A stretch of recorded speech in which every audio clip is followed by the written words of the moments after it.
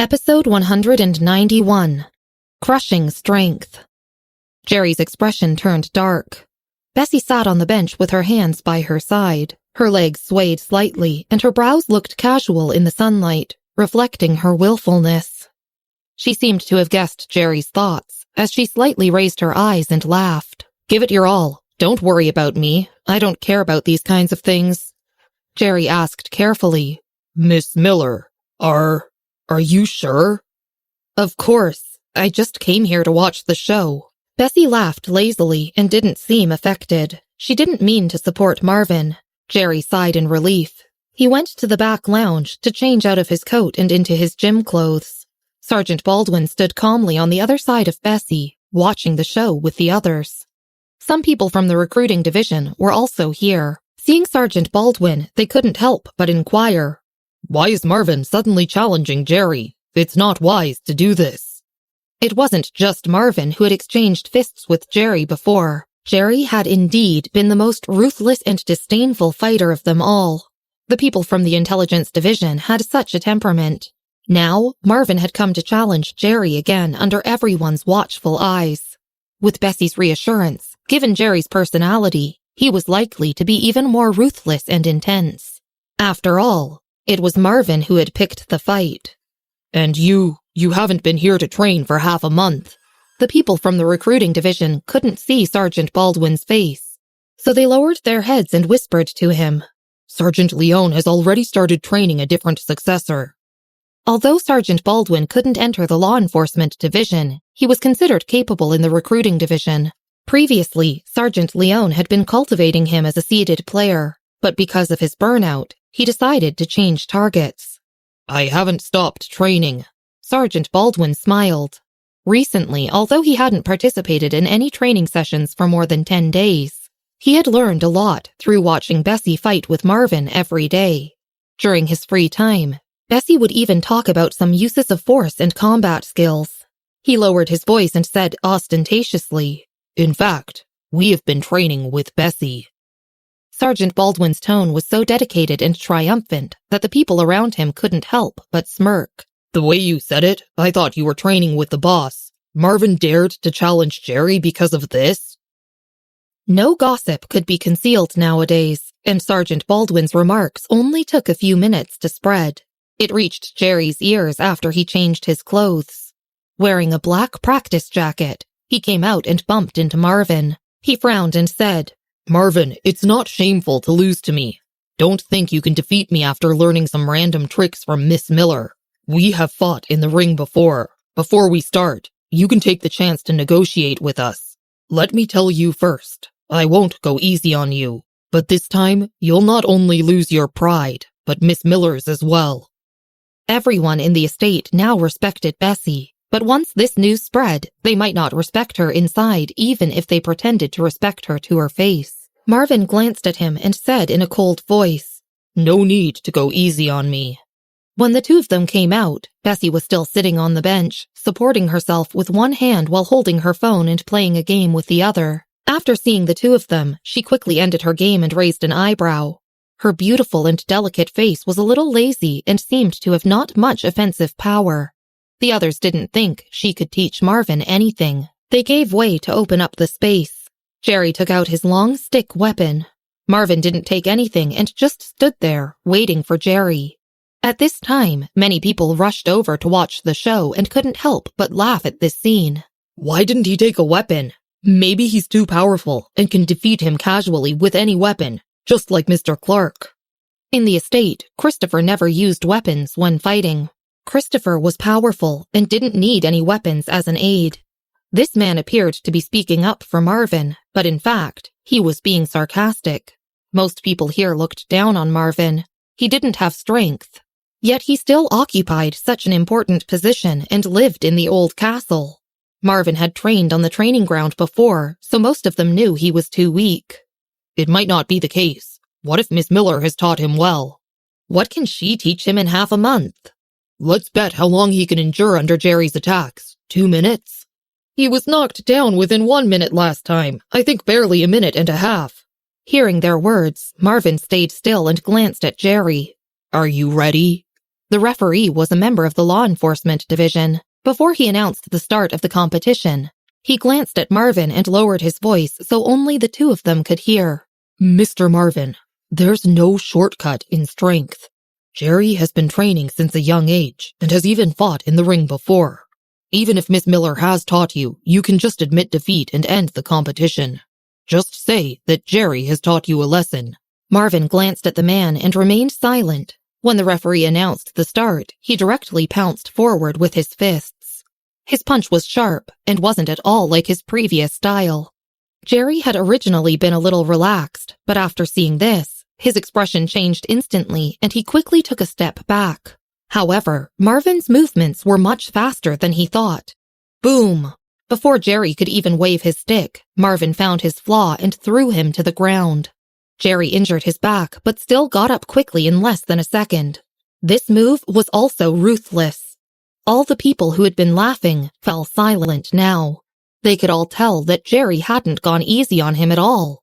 However, boom! With a subtle scratch sound, Jerry was slammed backward. Several of his ribs broke and blood burst out of the corners of his mouth. He staggered a few steps and couldn't stand firmly. Kneeling on the spot, he couldn't even support himself with his wooden stick. It had happened in less than a minute. At this moment, the onlookers were dumbfounded and speechless. The people here were all capable and could tell how strong Jerry was. They could especially tell that Marvin was like a different person. He was nimble and ruthless. His punches were so fast they could hardly be seen. After a long while, someone finally uttered in a daze, What? What the fuck? He won? Because of this voice, the crowd finally reacted and stared involuntarily at Marvin. He didn't look proud or happy, and seemed to think it wasn't a big deal. He just glanced at the referee and asked gruffly, Have I won? Marvin wasn't very proud because he still couldn't defeat Bessy. The more he trained these days, the deeper he felt Bessy's profound strength. He had defeated Jerry easily, but if his opponent was Bessy, he would have still been reduced to a pulp. The referee was still thinking of how he had tried to persuade Marvin to give up. He only turned around after hearing Marvin and came back to his senses. Marvin has won. Marvin nodded, then went to the lounge to change his clothes. When he came out, the people around the training ground were still frozen in place. He ignored them and walked over to Bessy. He scratched his head and asked, Bessy, how was it? Bessy sat lazily on the bench and stretched out her hand when she saw him coming. She jumped off the bench and started walking back. It was so-so. Marvin nodded. I know. I'll work harder. The two of them continued talking while heading to the castle. Sergeant Baldwin also pulled down the hat on his head and followed them. The three people left as abruptly as they came, leaving almost no trace that they had been there. If Jerry hadn't still been lying very bleakly on the ground, everyone would have thought it had just been an illusion. After a long while, the referee of the law enforcement division finally returned to his senses and took out his phone to call the estate doctor. He crouched down to examine Jerry's injuries. Are you okay? Jerry couldn't endure it anymore and shook his head slowly. Oh my God. That was terrifying, came a voice from the crowd. Everyone exchanged glances and didn't dare to accept the truth. Someone gulped and said, It has only been half a month. Didn't he used to get beaten by us? It didn't seem like he had been hiding his strength, but just now. Corporal Lance. The referee looked up at Corporal Lance and asked seriously, If you fought against Jerry, could you defeat him like this in just a few moves? Corporal Lance was the most powerful person in the law enforcement division, second only to Sergeant Wilder. In the entire estate, few could defeat Corporal Lance. It was precisely because of this that Sergeant Wilder had asked Corporal Lance to follow the recruiting division and protect Bessy. I'm not sure. Corporal Lance looked back from watching Bessy and the others. But I'm certainly not as fast as Marvin. He had a strange style. I've never seen it before. If I were to fight against him, it would be 50-50 odds. Everyone fell silent at this. Half a month ago, Marvin had been beaten by everyone. How could he now have a 50% chance of defeating the top 10 strongest men on the estate? What on earth happened? Did Michael give him preferential treatment? Didn't Sergeant Baldwin say that Miss Miller has been training Marvin? Someone said weakly. Silence fell once again. When Marvin had finished the competition, he had gone to Bessy to ask her how he had performed. Bessy and Sergeant Baldwin hadn't been surprised at Marvin's results. But, Miss Miller, it's unlikely. Before this man finished speaking, Corporal Lance shook his head. His eyes were deep as he explained. His moves are indeed similar to Miss Miller's. The last time, when I went to the airfield, I saw Miss Miller fight. Just now, Sergeant Baldwin came wrapped in bandages. I'm guessing he received training as well. Everyone, work harder. There's still half a month of training to go. This year, everyone will be facing 2 big rivals. Corporal Lance finished speaking and turned to head back to the law enforcement division. Everyone else took a while to recover. The referee and even Jerry himself had forgotten about Jerry's pain. Then, isn't Miss Miller very powerful? Episode 192. Bessy taught me. Then, isn't Miss Miller very powerful? No one had the answer to this question, because someone like Bessy simply didn't look powerful. But according to Corporal Lance, there was an 80% possibility she was. Regardless of Bessy's strength, Marvin had indeed been cultivated by her. In the beginning, they had only regarded Bessy teaching Marvin as a joke. But after hearing Corporal Lance's explanation, there didn't seem to be anyone other than Bessy who could have trained Marvin. Only half a month had passed, and a weakling could improve this much? Then, half a month later, couldn't Marvin fight Christopher? If even Marvin could become so powerful, what if she taught them all? Sergeant Baldwin also seemed to have been training according to Corporal Lance. Everyone at present always trained very hard, and some people would even do black boxing in the ring. Their desire to improve was evident. If even Marvin could become so powerful, then if they were the ones being taught. Everyone's blood boiled at the mere thought. But at the thought of how they had all refused when Christopher wanted one of them to follow Bessy, their boiling hot blood suddenly turned cold. Ever since the competition between Jerry and Marvin, the whole estate respected Bessy from the bottom of their hearts. It wasn't just because of Christopher, Alexander, and the other powerful men anymore. In the intelligence division, Alexander was still studying the code. On one side of the room, Carrie also turned on her computer. She was taller than the average woman, at about 5'7" or 5'8". She had long blonde hair and defined facial features that made her look like a supermodel from the cover of an international magazine. Many people in the intelligence division had a piece of code assigned to their computers. At this time, some people stood behind Alexander and Carrie, observing their operations. I wonder if it'll succeed this time, someone whispered. The other person nodded. It definitely will. Miss Hall is so impressive. Her uncle has even provided several pieces of information that led to breakthroughs for Mr. Clark. Their respect for Carrie was evident in their speech. They continued discussing. Alexander directly sent the simulation software to Carrie. Try running it on the terminal. At the bottom right of his computer was a slow progress bar that had reached 71%. It was still growing, albeit at a slow rate. The countdown above showed that they still had 5 days left. Carrie received the code from Alexander. She had studied it with Alexander for half a month. Seeing that big progress had finally been made, her hands shook as she typed on the keyboard. Miss Hall, what's the possibility this time? Someone asked in a low voice. 90%. Carrie opened the stimulator and typed a string of codes. The word loading appeared quickly on the screen, and the progress bar ran at a high speed. Soon it reached 99%. Even Alexander pushed his chair over and stared at Carrie's computer in concentration. Miss Hall, you've succeeded! You're so impressive! Cried someone who was barely suppressing the excitement in his voice. Carrie's cold face finally broke into a smile. Placing her hand on the keyboard, she tilted her head slightly and said frivolously, My uncle said this management procedure isn't difficult. Everyone has credit for this. She didn't finish her sentence. The progress bar stopped and was stuck at 99%. Before it could even reach 100%, it collapsed in the next second. The system exited the simulator again. Carrie's pleased expression suddenly froze, and she sat upright. How was this possible? She tried it several times in a row again, but the same result ensued. Her hand stiffened on the mouse. Alexander wasn't too surprised. He leaned back in his chair and asked, "Does your uncle have time to meet us?" Carrie shook her head. "I don't know. I'll ask him again tonight."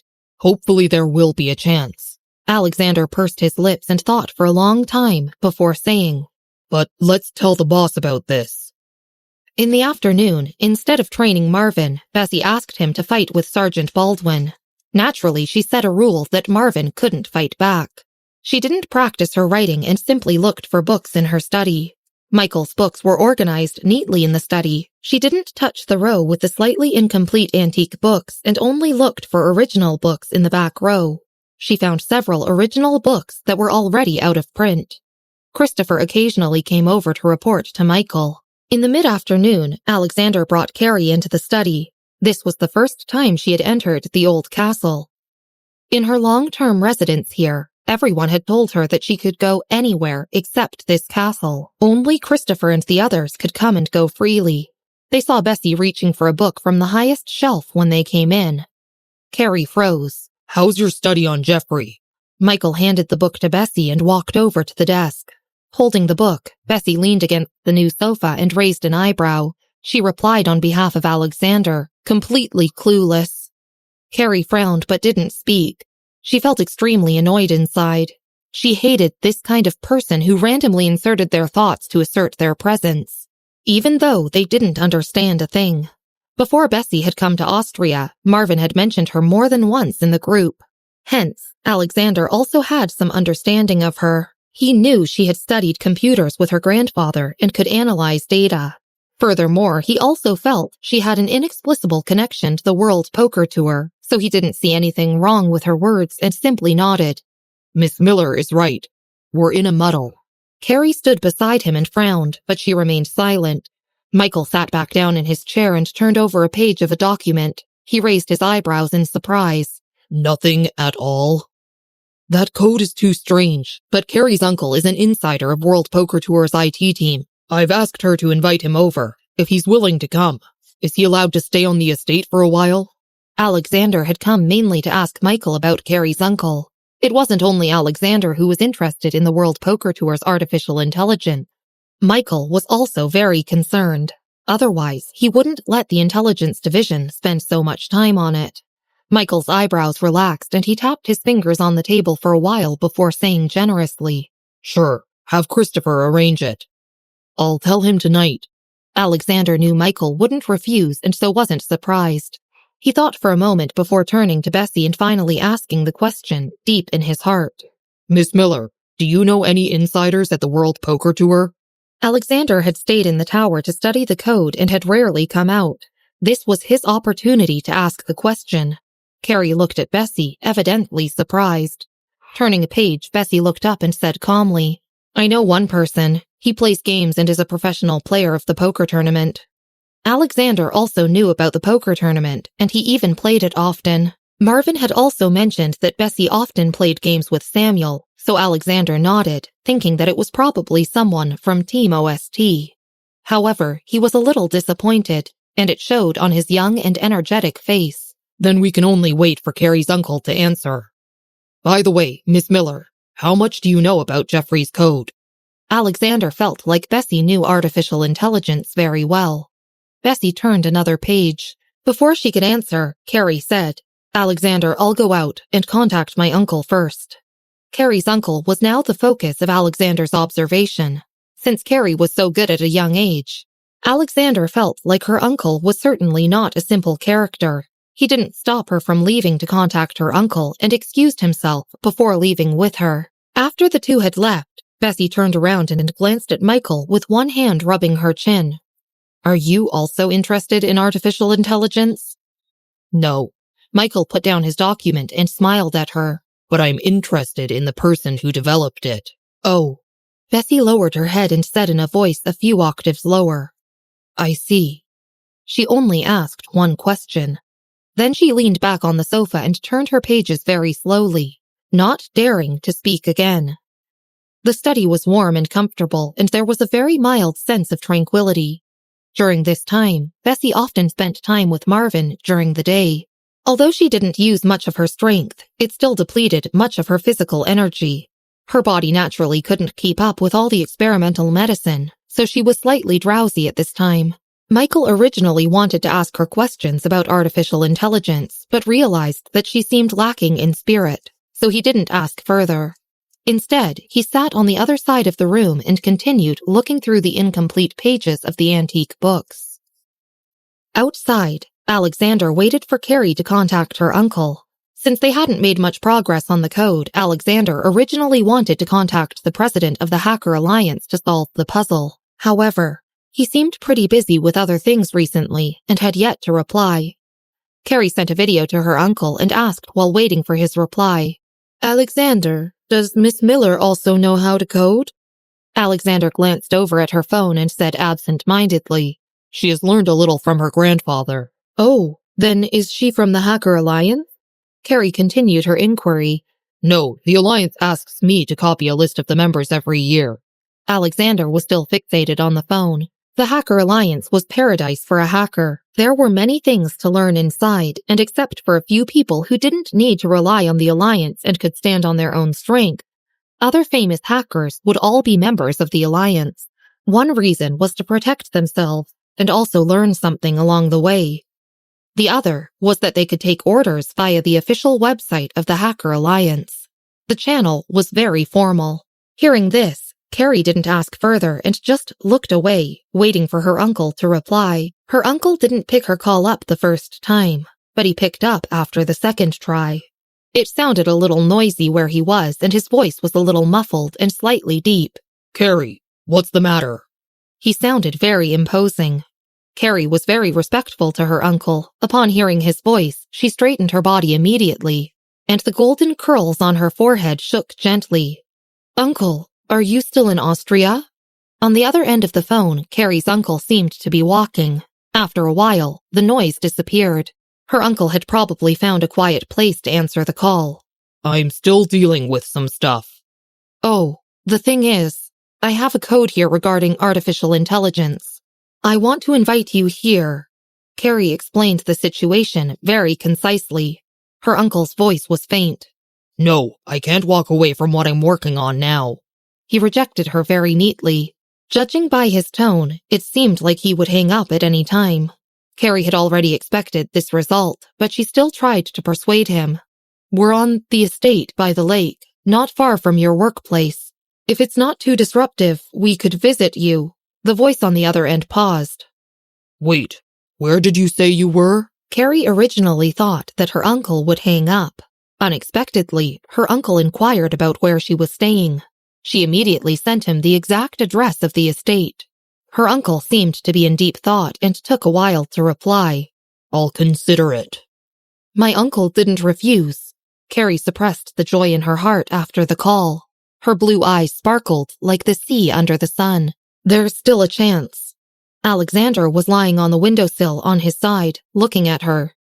"Do you know what position your uncle has in the World Poker Tour?" Judging from his voice, he didn't seem like an ordinary person.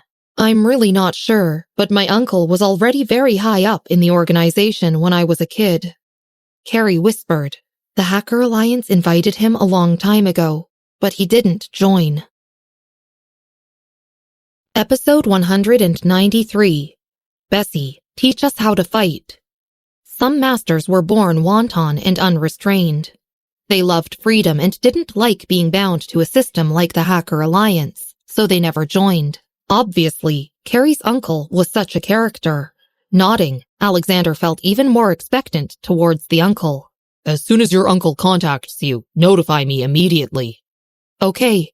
Carrie squeezed her phone tightly and smiled. "I'll notify you as soon as possible." In the evening, Michael was awakened by his internal clock. Lethargic, he had fallen asleep along with Bessy in the afternoon. When he woke, Bessy was still sleeping on the sofa. With his head resting on his arm, he stared at the half of her face peeking out. She was sleeping peacefully, her chest heaving gently. At this angle, her eyelashes hung down, long and slender. Her hair hung down softly around her ears. When asleep, her usual sharpness couldn't be seen at all. Michael had the temperature of the room high, so Bessy only wore a sweater without a coat. She was extremely thin at this moment. Ever since Bertha's death, she hadn't been eating well. She only began eating normally recently in Austria, but she was still losing weight. Sighing softly, Michael reached out to tuck a strand of hair that was blocking her eyes. Someone knocked gently on the door outside. It wasn't loud, but Bessy moved and climbed up from the sofa. Her eyes were still drowsy as she stared at the sky outside. "Is it time to eat?" Michael stood up and handed her a coat. Let's go. Bessy put on the coat slowly before looking at the time on her phone. 7 o'clock. It was indeed time to eat. She followed Michael downstairs slowly while scrolling through her phone. She had slept all afternoon and had many unread messages. Samuel invited her to play games. Mary sent her a video of today's class, and Noah asked her for her address to send her his album. She replied to them one by one. She would play games at night with Samuel, and as for Mary, she sent her a picture of the garden on the estate.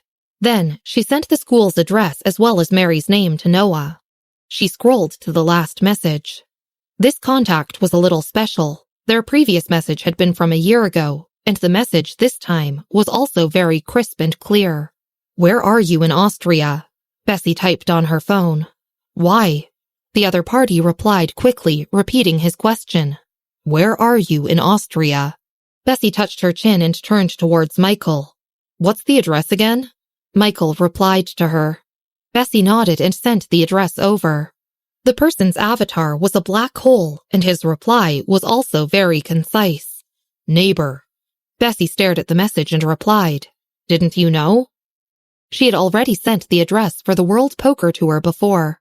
However, she had only sent the estate name and not a specific address. There should only be one such estate in Austria. The other party continued asking, and Bessy directly sent the address over. She hadn't noticed the street number. The other party also replied quickly, "It's nothing, I was just checking." In the lobby on the first floor, Bessy put her phone away. Marvin and Sergeant Baldwin had also just come out of the gym. During this training period, Sergeant Baldwin ate with Marvin and the others. His face was also swollen today. On the other hand, Marvin didn't look any different. They sat down for dinner and Christopher glanced quietly at Bessy, his fork in his hand. "Marvin, I heard that you challenged someone today." "Yes." Marvin ate quickly and his voice was muffled. Alexander had come over for dinner, after facing a stalemate on the matter of the code simulator. Hearing this, he turned to the side and raised an eyebrow. "Who did you challenge? You didn't get beaten up?" "Jerry." Marvin continued eating and talked very little, as always. Jerry was from the intelligence division and was also a rare member with good strength, so Alexander had some impression of him. Marvin should have been beaten to a pulp by him. Alexander put his hands on the table and raised an eyebrow, extremely puzzled. "You didn't get beaten?" Marvin paused and looked up blankly at Alexander without a word.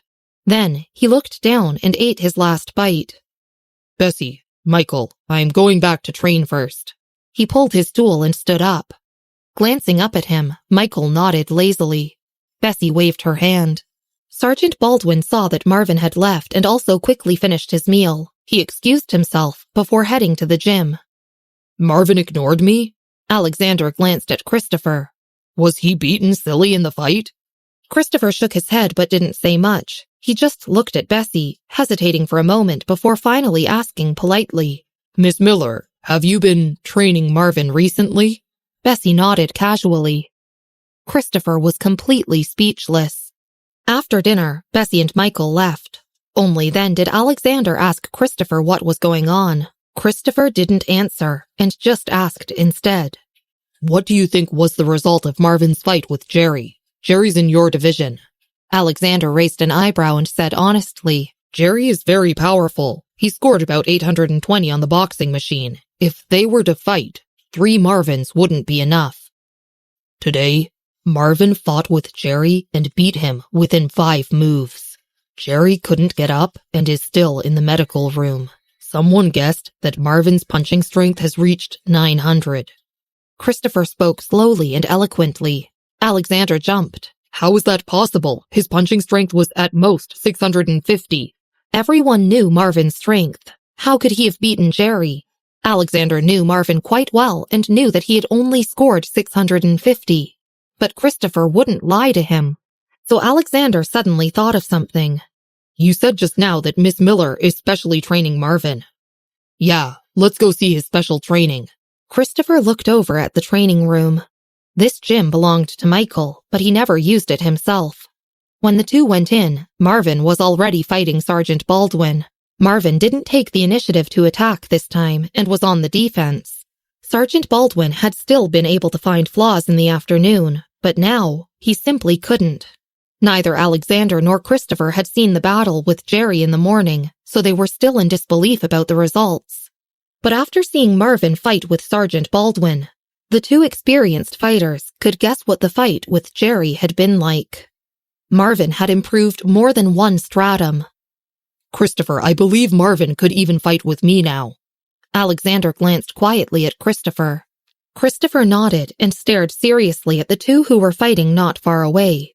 Besides Marvin, whose progress in all aspects was astonishing. Even Sergeant Baldwin, his moves had also become a little strange. After 5 minutes, Marvin and Sergeant Baldwin stopped. They saw Christopher and Alexander watching not far away and walked over. Sergeant Baldwin greeted them respectfully. Christopher, Alexander. Alexander nodded at him. His personality was impatient and anxious, so he turned to Marvin and directly asked, Marvin, I heard that you made mincemeat out of Jerry in the morning. There's even a rumor that your punching strength is 900 now. The news about Jerry is true, but my punching strength isn't that high. Marvin shook his head. It's too exaggerated. Alexander exhaled. I knew it. My score is only 890. How could you reach 900? Christopher frowned. What's your boxing score now? 860? Marvin glanced at the boxing machine. The data on the machine was between 850 and 865.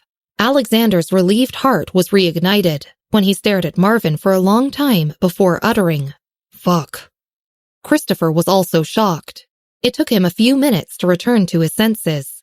When did Miss Miller start giving you special training? Ever since you were in Chicago? The difference between 650 and 850 was 200 points. The average human body generally had a limit and would stagnate from there unless there was a new breakthrough. But once it reached a certain stage, there wouldn't be any breakthroughs for 2 to 3 years. This was exactly the case for Christopher. He had been stuck in his limit of 910 for 2 years and had yet to achieve a breakthrough. Other people were the same. How could Marvin possibly jump from 650 to 850 in less than half a year?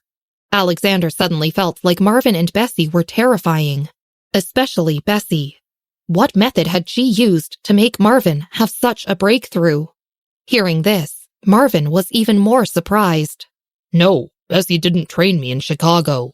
Alexander heaved a sigh of relief. Then it was more than a few months. He felt like he could forcibly accept this. However, Marvin followed up and said, Has it been half a month? I think so. He turned to Sergeant Baldwin to seek confirmation. Sergeant Baldwin rubbed his face and thought for a while before saying, To be precise, it started 13 days ago. Every day, he would watch Bessy beat Marvin, and would also record the data of the trial drugs, so he knew the duration very well. At this, never mind Alexander, even the always calm and rational Christopher couldn't help but stutter. You... He and Alexander exchanged glances. Alexander couldn't even accept it if it had been a few months, much less 13 days. What the fuck? Was Bessy even human? The next day, Carrie waited all night for the news from her uncle, but didn't receive any. Her uncle wasn't close to her. He lived in America all year round while she stayed abroad, so they had only met briefly a few times. Since she was young, she specifically remembered her parents being very respectful of her uncle, so she naturally treated him respectfully. Alexander isn't coming today? Carrie looked around and couldn't help but ask. Someone replied respectfully, Not yet, but when I came over, I saw Mr. Clark in the flower garden on the other side. The flower garden? Carrie thought it was strange, but she didn't ask further. She turned on her computer and continued the simulator experiment that had been interrupted yesterday. As soon as her computer was turned on, her phone rang with a message. I'll come over once I'm done with my work. Clang. The mouse in Carrie's hand fell onto the chair. Holding the phone, she stood up very quickly and asked where the flower garden was before running to find Alexander. Early in the morning, Alexander had waited for Bessy to appear. He hadn't slept a wink last night and had dark circles under his eyes. She was taking pictures of the flowers. Holding a pot and watering the flowers randomly behind her, Alexander asked, Miss Miller, how did you teach Marvin? Could Marvin save the universe? If he had just learned to climb, he was flying now. Bessy finished filming a detailed set of videos and sent them directly to Mary. Mary was very interested in the flowers in Michael's estate. Marvin didn't have the time due to training these days, so Bessy helped Mary take some videos to feed her interest. Hearing this, she replied casually, I just gave him medicine. Medicine? Taking medicine could make one become ferocious in 13 days? Alexander scratched his head thoughtfully, preparing to find time to ask Marvin what magical medicine he had been taking. Bessy put her phone away and glanced at Alexander before asking, By the way, your code. Before she could finish speaking, Carrie's voice sounded from not far away. Alexander, my uncle! She ran over to Alexander, her curly blonde hair a mess. She didn't see Bessy and spoke directly to Alexander. My uncle has replied. He's coming to the estate. Episode 194. I can dig up stuff too. The watering can in Alexander's hand shook after he heard this. The spout of the watering can just happened to be pointed at Carrie, but fortunately there wasn't much water left inside. Carrie's shoes got a little wet. It was only natural for someone who treated code programming as his life to be heavily concerned about something like this, especially since the intelligence division had been waiting for the news from Carrie's uncle. She thought Alexander would be very excited after hearing this. However, he only nodded and didn't ask further. He turned to Bessy again and asked, Miss Miller, what were you saying about the code? He didn't know much about Bessy's computer skills, but he had seriously asked Marvin, Samuel, and Harvey before. Marvin and Samuel weren't particularly clear about this, but Harvey, who had long-term cooperation with Officer Gomez, had explained it thoroughly. Overall, Alexander felt like Bessy might be a master. Bessy glanced at the blooming red flower at her feet. She didn't know what flower it was to be blooming so vigorously in the cold winter. Nothing much. She withdrew her gaze from Alexander, her tone unchanged. Putting her hands behind her back, she walked away lazily. I'm going back to read. Alexander stood still, watching Bessy retreat and squinting slightly. But since Carrie was beside him, he just frowned and didn't follow her further. He turned to look at Carrie. When is your uncle coming? Carrie didn't know why Alexander would discuss Jeffrey with Bessy. She looked away from Bessy and replied, In the next 2 days, when he's done with his work. This was indeed good news for the intelligence division. The people in the intelligence division were now eagerly discussing the matter. Even Jerry, who had been lying on the bed, got up with difficulty and listened to them. In the afternoon, Bessy watched as Marvin and Sergeant Baldwin trained. In the evening, her phone rang. It was Mary. She needed a video of that red flower this evening. Bessy went out obediently. Michael wasn't interested in the flowers, but still followed her to take the video. This one? He pointed to a red flower. After thinking for a while, he turned and wondered aloud. Should we let Christopher find someone to dig it up and bring it home? Bessy sent the video to Mary and then walked back slowly. Her dad is a gardener. I think you'll like this kind of flower. I'll ask her tomorrow. The two of them passed by the outdoor training ground. It wasn't too dark at this time. At 5 o'clock, the lights on the training ground were turned on. The people on the estate seemed to be very stimulated in the past 2 days. Every day, there was a group of people on the training ground practicing as if their life depended on it, and some people had even signed up for 1 week of shadow boxing. The appearance of Bessy and Michael attracted everyone's attention. Corporal Lance was the first to speak. He put down his weapon and wiped his sweat before walking to the periphery of the training ground and saying loudly, Miss Miller, I have a question for you. Michael leaned on a pile of wood and raised an eyebrow at Corporal Lance. Bessy also curiously leaned against the opposite side of the pile of wood. She chuckled and asked, What is it? Corporal Lance naturally talked about the problem of breaking through the bottleneck period. Throughout this period, Corporal Lance gained a deeper understanding of Bessy. She looked much colder than Michael, and even her brows were cold and impatient. But in reality, she was better to talk to than Michael. Bessy listened to his question and nodded. The training ground caved in from above, and the slope had a path, with a gate as well as a ladder. She didn't walk to the side, but straightened up and supported herself on the stake with one hand before jumping down from above. The sunken training ground wasn't particularly high, but it was still about 6.5 feet tall, with the wooden stakes. The group of people watching below couldn't help but take a step back. Michael hadn't intervened in the matters here for half a year and had let things accumulate. Since Bessy seemed very interested, he didn't return to the castle and continued to lean on the side of the pile and watch. Most of the people were very afraid of him, so he didn't go down and just stood on top. Not far away, Carrie was among a group of people. In the beginning, Alexander had no intention of letting her participate in the assessment next month.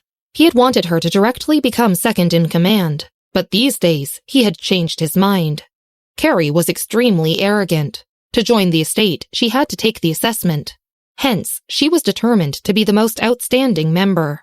Other than the time she spent in the intelligence division, she mostly came to the training ground. She was surrounded by a group of people from the intelligence division. Someone in front scrambled to ask Carrie, "Miss Hall, is your uncle very powerful?" Hearing this, Carrie smiled lightly. Her curly blonde hair shone under the cold headlights. "He's more powerful than me. I managed to get into the Hacker Alliance without an assessment because my dad asked him to write a recommendation letter for me." Anyone who could get into the Hacker Alliance without an assessment was extremely impressive. The group of people bragged left and right. Most of them were from the law enforcement and recruiting division, but in the end, the people surrounding Carrie were reduced by half. They went to surround Corporal Lance. Although the law enforcement, recruiting, and foreign trade divisions were in awe of Carrie, they didn't study code and it was all a mystery to them. As for real power, everyone still highly regarded strength. After Carrie finished talking, she couldn't help but glance in Bessy's direction. Her eyes narrowed slightly and she asked someone from the intelligence division, "What are they doing?" The person stared at Bessy and thought for a while before replying, "I think he's asking Miss Miller for advice." After seeing Marvin's rapid improvement in just half a month, many people wanted to ask Bessy for advice, but didn't have the courage or the standing to do it. Carrie also stared at Bessy, but she also noticed Michael, who was leaning on a woodpile. His eyebrows were relaxed, and he looked to be calm under the night sky. Carrie looked away and asked, "Is Miss Miller that powerful?" Other than Corporal Lance, few people had seen Bessy in action and had only heard rumors. The person from the intelligence division couldn't answer and just scratched his head. "She's probably very powerful, but I haven't seen her in action before. We don't know how much, but Mr. Clark and Sergeant Wilder should know." "She has never fought before, despite being so powerful?" Carrie narrowed her eyes. She fell into deep thought. That night, Alexander came down as usual to the first floor to eat, but he lingered there for a long time, hoping Bessy would continue talking about the code. Michael saw that he was still lingering and was even helping the servants collect the bowls. He raised an eyebrow and asked, "You want to wash the dishes?" Alexander was speechless. No, he seriously didn't. Michael didn't give him a chance to refute and said very warmly, "Okay, then you can give the cook a break tonight." Alexander was speechless. The cook took out the towel that was hanging on her apron and wiped her hands. Then she sincerely thanked Alexander. "Mr. Clark, then I'll go back to watch TV first." Alexander was speechless again. He just wanted to talk to Bessy. Once he finished washing the dishes, he returned to his room instead of going to the intelligence division. His room was between Marvin and Christopher's rooms. At 8:30 in the evening, he took out his phone and made a direct call to America. Harvey received the call on duty and asked in a deep voice while sitting in a car, "Alexander, what's the matter?" It was only 8:30 in the morning in America. Alexander walked to the window and took out a cigarette. "I want to ask you about Miss Miller." Harvey knew he was asking about Bessy's computer skills. Although he didn't know why Alexander was curious about her, he didn't beat to the bush. "Officer Gomez's men are considered very powerful in the criminal investigation world, especially that technician. However, he can't even compare to Miss Miller." "Technician?" Alexander narrowed his eyes and blew out a smoke ring. "Do you have any information about that technician?" "I don't have any information on Officer Gomez's men." Harvey reached his destination and got out of the car. He put on his coat and continued, "But I should have his face from a crime scene I went to previously. I'll find it and send it to you." For a hacker, especially a powerful hacker, a picture alone was enough to dig out all the person's secrets. Within a minute, Harvey sent a photo of the crime scene. There were 2 people visible in the picture. Harvey had circled the technician's face separately and had also instructed Alexander not to leak the photos of this incident. Alexander acknowledged it before enlarging the image. The technician in the photo had a very ordinary, unassuming face and looked to be about 27 or 28 years old. Biting his cigarette, Alexander squinted slightly. He thought the technician's face looked a little familiar. His memory was rather good, but he couldn't think of who it was for the time being. He brushed it off as someone he had met by chance, but hadn't talked to before. He used the search engine directly to search for the technician's information. The information came out to be very ordinary and flawless. Alexander leaned back in his chair and fell into deep thought. In the morning 2 days later, the people in the intelligence division were very excited. Even Christopher, who was always busy, rested for the morning. He put on his formal suit and stood by the gate with Alexander and the others. According to Alexander's analysis, Carrie's uncle was probably an executive at the World Poker Tour. The World Poker Tour was also a giant in its industry. As the estate's manager, Christopher certainly had to come out to greet him. Carrie stood beside Alexander, staring intently at the gates. Her fingers gripped her phone tightly and were even shaking slightly. In less than a minute, with everyone watching, a very ordinary classic car slowly drove through the gate. Episode 195. Confirmed. He's an executive. As the car got closer, everyone could see it. The left headlight seemed cracked. Alexander turned around and asked Carrie, "Is this your uncle's car?" Uncertain, Carrie's defined face was full of hesitation. I think so." Christopher's face was still calm and tranquil as he stood upright and stared at the classic car. While they were talking, the car had already reached the gate.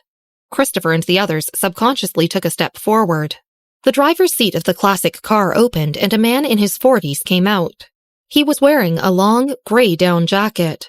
Carrie's uncle looked clean and gentle. His features weren't as sharp as Carrie's, and a pair of wide black glasses hung on the bridge of his nose. His eyebrows were knitted lightly, and his dressing was simple but strange. His style had a mysterious vibe that drew attention away from the man himself. As per Carrie's description, he seemed rather eccentric. Geniuses on the news all had a similar antisocial personality. Michael was the perfect example, so Christopher and the others understood this very well. Christopher took a few steps forward and smiled. "Mr. Hall, you can just give the car keys to our servant. He'll help you park your car." A servant stepped forward respectfully and politely as he spoke. Carrie's uncle stopped and handed the car keys to the servant. Then, he glanced at Christopher and reached out to prop his glasses up. After greeting them politely, he said concisely, "My last name is Cheatham." Christopher was speechless. Alexander glanced at Carrie. Carrie immediately reacted and explained, "Mr. Clark, I forgot to mention, my dad has my grandpa's last name, while my uncle has my grandma's." Christopher reacted and glanced apologetically at Carrie's uncle. "My apologies, Mr. Cheatham." Mr. Cheatham only shook his head in understanding and remained silent. He was antisocial. "Uncle, let's go to my office first," Carrie said at the appropriate time. Alexander followed one step behind them, taking his phone out and sending a message to the group. "Everyone, withdraw." Today, there were few people on the estate's road and it was very quiet. Before her uncle's arrival, Carrie had said he was antisocial and would be annoyed by a swarm of people. He didn't like strangers and wasn't even willing to see her very often. He had refused to join the Hacker Alliance because of this. As a show of courtesy to Carrie's uncle, Christopher had given instructions to the whole estate. They only met a few people on the way to the intelligence division. Along the way, Christopher, who had always been talkative, didn't speak much either. The intelligence division was usually very busy, but today, the lobby was empty and only a dozen computers were turned on. The blue screens had white codes written on them. Seeing how incredibly quiet it was, Mr. Cheatham slowly relaxed his frown and loosened up. Only Christopher, Alexander, and Carrie accompanied him. Jeffrey came out of the corner with 4 glasses of water on its tray. Seeing Jeffrey, Mr. Cheatham's expression relaxed even further as he took a cup of hot tea. The tea was quite strong and had many tea leaves. He took one sip and put it to the side. Mr. Cheatham. Alexander was usually talkative, but he didn't dare to say too much now and only asked professional questions. This is the simulation code. It's a section I cut from Jeffrey, and it has reached 89.3%. There's another one that would restart every time it hits 100%. Turning on the computer, Alexander opened another simulator and showed it to Mr. Cheatham. Alexander added another sentence at the end. I apologize for my rudeness if it's a trade secret. Jeffrey had been developed internally by the World Poker Tour. Although Alexander was interested in artificial intelligence, he didn't want others to reveal their core secrets. Mr. Cheatham glanced at the 83% progress on the computer and reached out to push his glasses. He shook his head and said, It's just a piece of management programming, not a core secret. He talked more when it came to professional knowledge. He pulled out Alexander's chair at the next computer desk and sat down. Opening the editing page, he started typing out a string of codes on the keyboard. He typed extremely fast, and even the eyes of Alexander and the others couldn't catch up with his hand speed. Mr. Cheatham's grandeur changed when typing the code on the keyboard seriously. His antisocial and unapproachable aura disappeared, and his whole person seemed to glow. Alexander didn't expect this Mr. Cheatham to be so easygoing and directly help them solve the problem. He typed the code quickly, and within 20 minutes, he tapped the Enter key with a pop. A blue progress bar soon appeared on the screen. It jumped quickly from 1% to 100%, and within 20 seconds, the simulator started successfully and entered a three-dimensional space with a blue display. At the same time, all the computers in the intelligence division that had stopped at the code page were renewed with the new progress. Everyone, including Alexander and even Carrie, was shocked. Mr. Cheatham got up from his chair and walked back to the side. You can study it. If you have any questions, look for me again. I have a plane back to America at 7 a.m. tomorrow, so I'll stay here for the day. Alexander quickly thanked him. He couldn't wait to study the string of codes. Christopher didn't understand this, but didn't waste the opportunity to showcase his talent in management. Mr. Cheatham, let them study it. You can come to the guest room with me. It's quiet there and nobody is around. Our boss has gone out to meet the Moss family and will only be back in the afternoon. Mr. Cheatham's brows relaxed further at the mention of a quiet room, and he followed Christopher out. After Mr. Cheatham left, Alexander immediately sat down on the chair and typed on the keyboard with trembling hands. He turned to Carrie and said lightly, The intelligence division owes it to you. They were all hackers, so Alexander could naturally see from Mr. Cheatham's behavior that his ability was probably no less than the president of their hacker alliance. Carrie was honestly very surprised. She wasn't close to her uncle and had only heard about him from her father. She didn't expect him to come after a few words of persuasion and do them such a big favor. Seeing that Mr. Cheatham had gone out with Christopher, Jeffrey went upstairs to call down all the people in the intelligence division. Due to Alexander's instructions, everyone had been hiding upstairs, not even daring to move an inch. With Jeffrey's notice, they immediately swarmed down. What the fuck? There's new progress? Even Jerry limped down with a cane to look at the computer. He sat down and looked at Carrie with even more awe in his eyes. Miss Hall, your uncle is amazing. Nodding, Alexander also stared intently at the computer screen. He's probably on the same level as our president. None of the men in the intelligence division were in the Hacker Alliance, so they didn't know about the god-level president. They all exchanged glances after hearing Alexander. They had confirmed, from his gaze, that he was a big boss. Previously, because of Carrie's identity, her strength, and her status as Alexander's junior, the people in the intelligence division had all respected her. But now, because of this profound Mr. Cheatham, they were even more in awe of her. Carrie smiled slightly. I didn't expect my uncle to come, but I'm glad to help everyone. People in the investigation division hardly ate lunch. Alexander and Carrie stopped working when Michael came back in the mid-afternoon. Alexander reluctantly left the investigation division and went to the middle castle to find him. Several people went with Mr. Chatham to see Michael. Meanwhile, Bessy trained with Marvin and Sergeant Baldwin the whole day. Both of their faces were quite swollen. She trained until Mary sent her a video. Bessy, did you go back to Evanston? Mary was in her dormitory. Her voice was suppressed with excitement as she showed the album in her hands to Bessy. I've received the album you sent me. I searched for a long time today and couldn't even get it. I love you so much. It was the album that Noah had sent. Bessy thought for a while and decided not to tell her that Noah had sent it to her. She was afraid Mary would go crazy, so she said it was from a friend. By the way, do you want that red flower? She thought of Michael's flower. Isn't it expensive to send it internationally? Mary frowned. Bessy glanced at Sergeant Baldwin and Marvin and said very calmly, It's not expensive, and you don't have to pay for it. Mary nodded. Okay, then send it. My dad wants it. She sent Bessy the address of the farm. Glancing at the address, Bessy checked the time. Michael was probably back now, so she went to the study to tell him about it. The study was on the 3rd floor. She walked slowly towards the door. Alexander and Carrie were also going upstairs. Carrie walked in front, 10 feet away from the study. When she saw Bessy, she couldn't help frowning. Instead of talking to Bessy, she turned towards Alexander and said, My uncle is inside, right? He doesn't like to see strangers. Mr. Cheatham was antisocial and hated crowded occasions. Christopher and Alexander had been very dedicated today, but in Alexander's eyes, was Bessy a random stranger on the estate? Of course not. Without replying to Carrie, he smiled as usual at Bessy and said respectfully and courteously, Miss Miller is fine. Alexander? Carrie looked up at him incredulously. Alexander watched as Bessy knocked on the door and went in. He turned and whispered to Carrie, If you stop Miss Miller from entering, the boss might chase Mr. Cheatham out. Hearing this, Carrie pursed her lips. Reluctantly, she watched as Bessy looked away and knocked on the door. She genuinely couldn't understand this woman. She had already made it crystal clear that there were important people in the room, but that woman still knocked on the door with such peace of mind. Shouldn't she leave tactfully? Was she brainless? I don't care if my uncle gets angry then.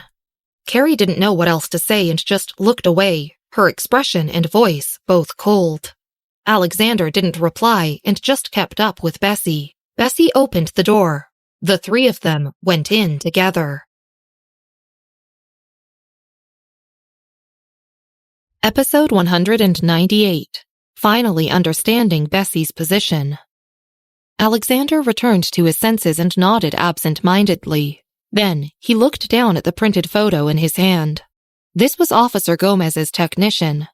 Alexander was in charge of the registration of the new and old members of the Hacker Alliance, so the technician's withdrawal application report had also been handled by him. Few people would withdraw from the Hacker Alliance. So, seeing the withdrawal application of the technician had made a strong impression on him. He had asked Marvin about him before, but had forgotten it out of anger towards Marvin. Let's go. Alexander soothed his chest and looked at Jerry. I'll give you the code first.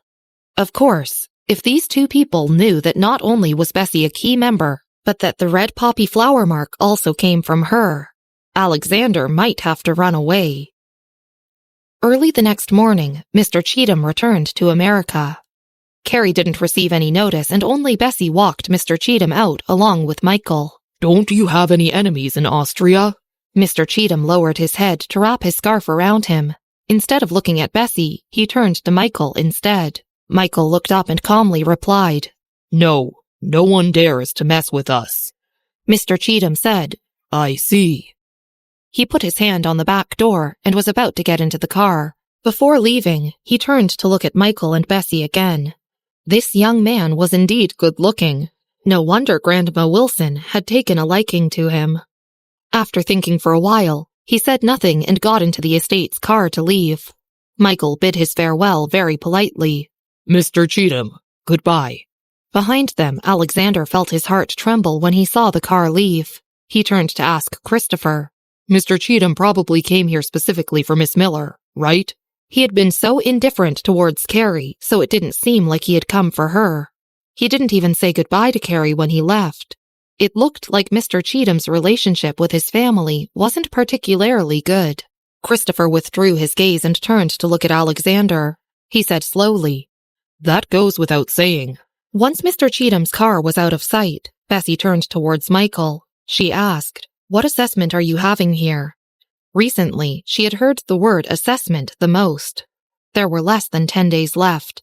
It was close to the year's end, and Bessy felt like this assessment was a little like her final examination. Michael also withdrew his gaze. He reached out to tighten the scarf around her neck and said lightly, It's an assessment based on various competitions to recruit newcomers. This was an annual event in the old castle and was an extremely lively event. This time, Bessy had come in time for the assessment. Bessy put her hands behind her back and said thoughtfully, "Then it should be fun." To the side, Alexander listened to her and felt shivers run down his spine for some reason. The two men exchanged glances and couldn't help remembering the horrible score of 1,321 in the training room on the first floor. Alexander stayed in his room for 9 days without coming out and finally managed to figure out some parts of the 3 sections of the source code. First, he notified Jerry by telephone, then took the computer straight to the gym.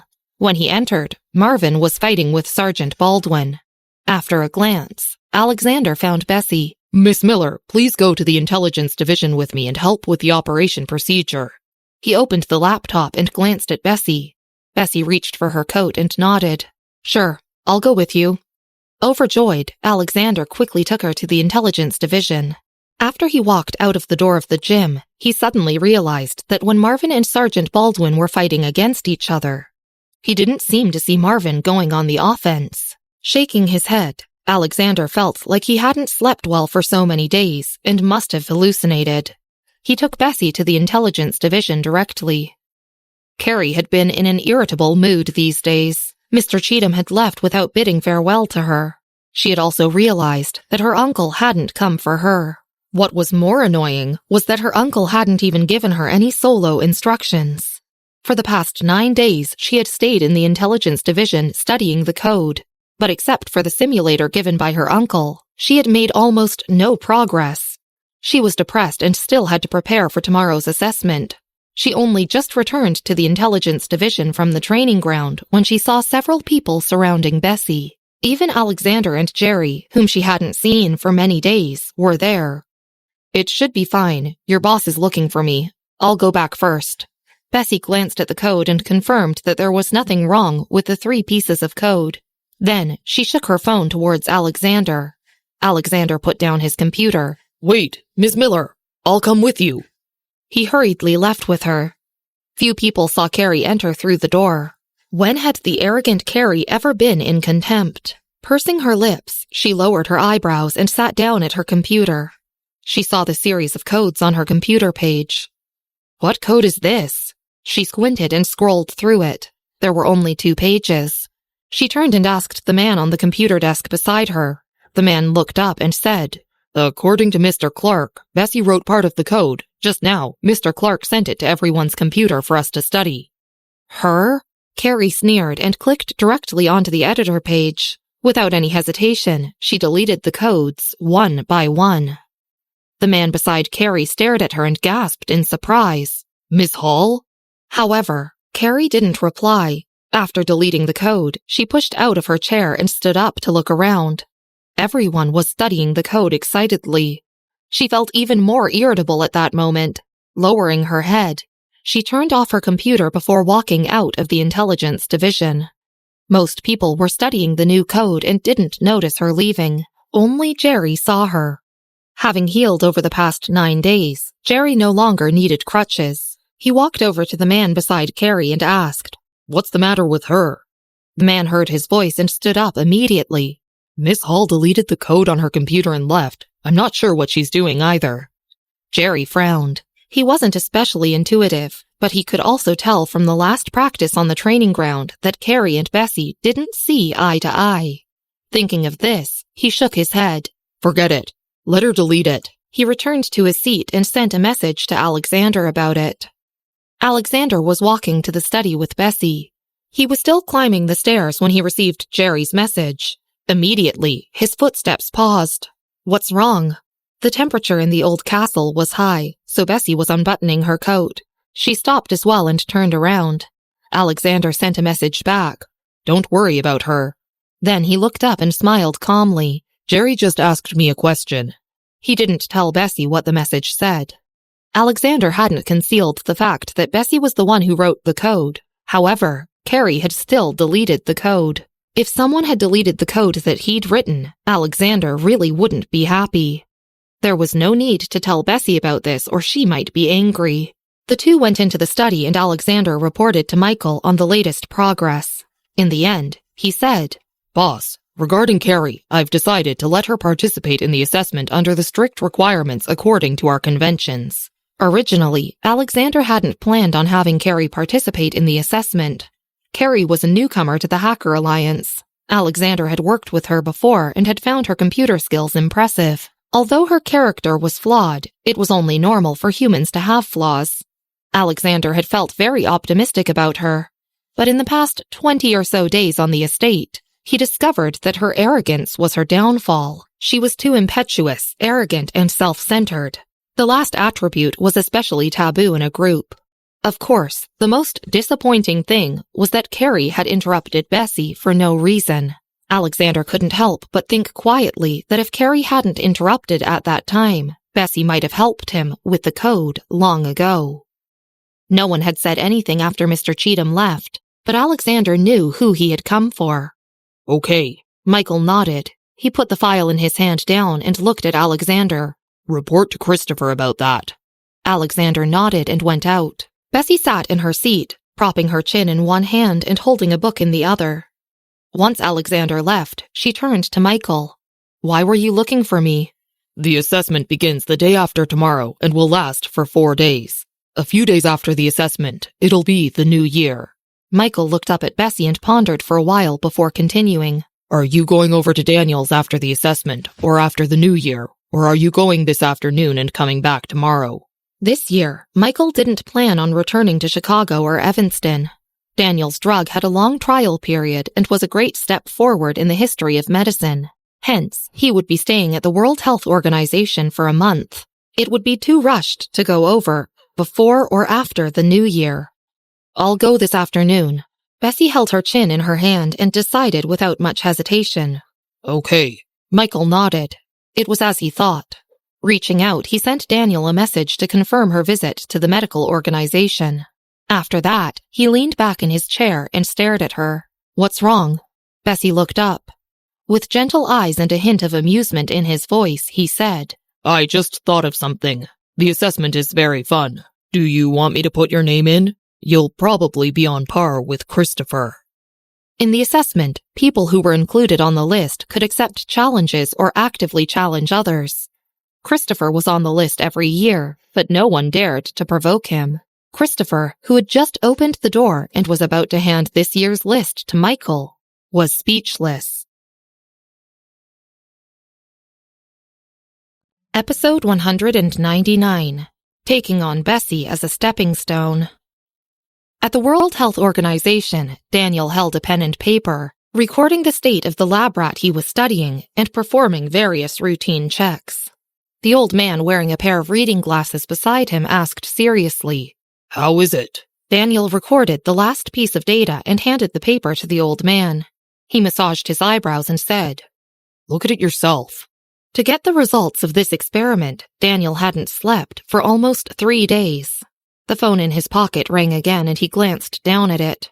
It was a message from Michael saying that he was bringing Bessy to play in the afternoon. Daniel leaned on the table and grinned. He had indeed not seen Bessy for a long time. Someone handed him a glass of warm water. Daniel reached out and took it. He leaned on the table and drank half the glass before looking over at Robert. You don't have to spend time with me here. I won't be going to Evanston anytime soon. Instead of answering, Robert just raised an eyebrow. Shouldn't you sleep now? Great progress had been made in this experiment. The old man beside him optimistically read the data and returned the paper to Daniel with a big smile on his face. Daniel, did something good happen? He had seen that Daniel was smiling at his phone. A good thing indeed. Daniel didn't reply to Robert and turned to the old man, his brows gentle. Michael and Bessy are coming in the afternoon. The old man had completely forgotten about Michael this month. At the mention of him, the smile on his face due to the experiment immediately disappeared. This afternoon? Daniel nodded. Without saying a word, the old man went back to his desk and put away all of the theoretical papers. Daniel, what happened to our teacher? This year's new student took a test tube filled with blue liquid and handed it to Daniel. After spending half a year in the organization, he had never seen the old man so panic-stricken. Daniel put the data to the side and stretched lazily. Then he glanced at the student sympathetically. Your father is coming in the afternoon. The student's face paled in fright. Wasn't his father in America? At the same time, on the estate in Austria, people were preparing for the assessment test tomorrow. The biggest gym was closed and everyone could only train on the slightly smaller outdoor training grounds. Carrie was naturally on one of the training grounds as well. She hadn't gone to the intelligence division for the past 2 days and had only focused on training. Although her boxing strength was good, her skills weren't enough. This past month, after finding out that she had to participate in the assessment, she had consulted the law enforcement men whenever she had time. People in the law enforcement division knew that Carrie was a member of the Hacker Alliance. Alexander had also shown great favor towards her, so they were naturally dedicated to teaching her. Men from the law enforcement division were first-class fighters. After coming to the estate for a month and training under the guidance of these people, Carrie had made rapid progress in her skills. She measured her boxing strength again. 752. It was her highest boxing score yet. Beside her, someone from the law enforcement division was surprised. Miss Hall, you've improved a lot. 30 points was a major improvement. Carrie withdrew her hand and smiled at being the center of attention. Then she turned to look at Corporal Lance. After a month here, she naturally knew that even among the people in the estate, there were different levels of power. First was Michael, then Christopher, then the leaders of each branch. Following that were the core people of each branch, such as Corporal Lance. Lastly, the ordinary members. Thinking of this, she turned to Corporal Lance. Corporal Lance also looked at her and his eyes seemed to light up. Then he walked towards her at a high speed. Carrie froze. Although surprised, she managed to remain calm. Her hand was still on the punching machine and her expression was still cold. However, she smiled slightly at him. But without waiting for her to greet him, Corporal Lance passed her directly and walked behind her. She could hear his cheerful voice call, Miss Miller, Miss Miller. Carrie's face stiffened and she looked back. The small training ground was close to the flower garden, where Bessy was holding a watering can and watering a yellow flower. The flower bed was inside a glass greenhouse, but it wasn't soundproof, so they could hear Corporal Lance calling from inside. This small training ground was also sunken. Corporal Lance was very strong and jumped directly up to reach Bessy. Bessy had been very popular on the estate for a while now. Carrie stared at her and asked, "Is Miss Miller joining the assessment this year?" I guess so. I think our leader told us that she is. Someone beside her answered. That's good. Carrie nodded. The fastest way to gain a firm foothold in this place was to find the person with the most limelight and squash them under her feet. She could establish prestige and use her as a stepping stone. Carrie stared at Bessy, her blue eyes full of ridicule. Unfortunately, this Bessy would become her stepping stone. Bessy was still talking to Corporal Lance in the flower garden. The two didn't say much before Christopher came over and said in a respectful tone, Miss Miller, the car is ready. You can set off now. She handed the watering can to Christopher and pulled her hood down again before nodding. Marvin's training was already over, so Bessy didn't need to keep an eye on him. Oh, Marvin asked me to give this to you. Christopher walked behind her and handed her a book and a backpack. The book was a notebook that Bessy had instructed Sergeant Baldwin to fill with all of Marvin's changes after taking the medicine. Flipping through it, she walked out of the gate. She wore a black coat and held the book in her hand. She was also carrying the backpack that Christopher had just given to her. She looked like she was going out. At the small training ground, Carrie looked away, her eyebrows drooping. Are they all going out? Miss Miller is probably going out to play. The person beside her scratched his head. I heard Corporal Lance say that Miss Miller came here mainly to play. Really? Carrie continued turning, moving towards the test instrument, her blonde hair reflecting the light. The assessment was starting the day after tomorrow, yet Miss Miller's mind was still on going out to play? Has this Miss Miller ever trained before? Carrie walked over and grabbed a handy weapon. She had heard lots about Bessy on the estate, especially that she was very powerful. However, Carrie doubted this point. I don't think so. I've never heard about her coming to the training ground. The person thought for a long time and couldn't think of a time when Bessy had trained. Nodding, Carrie felt even more strongly that Bessy was insignificant.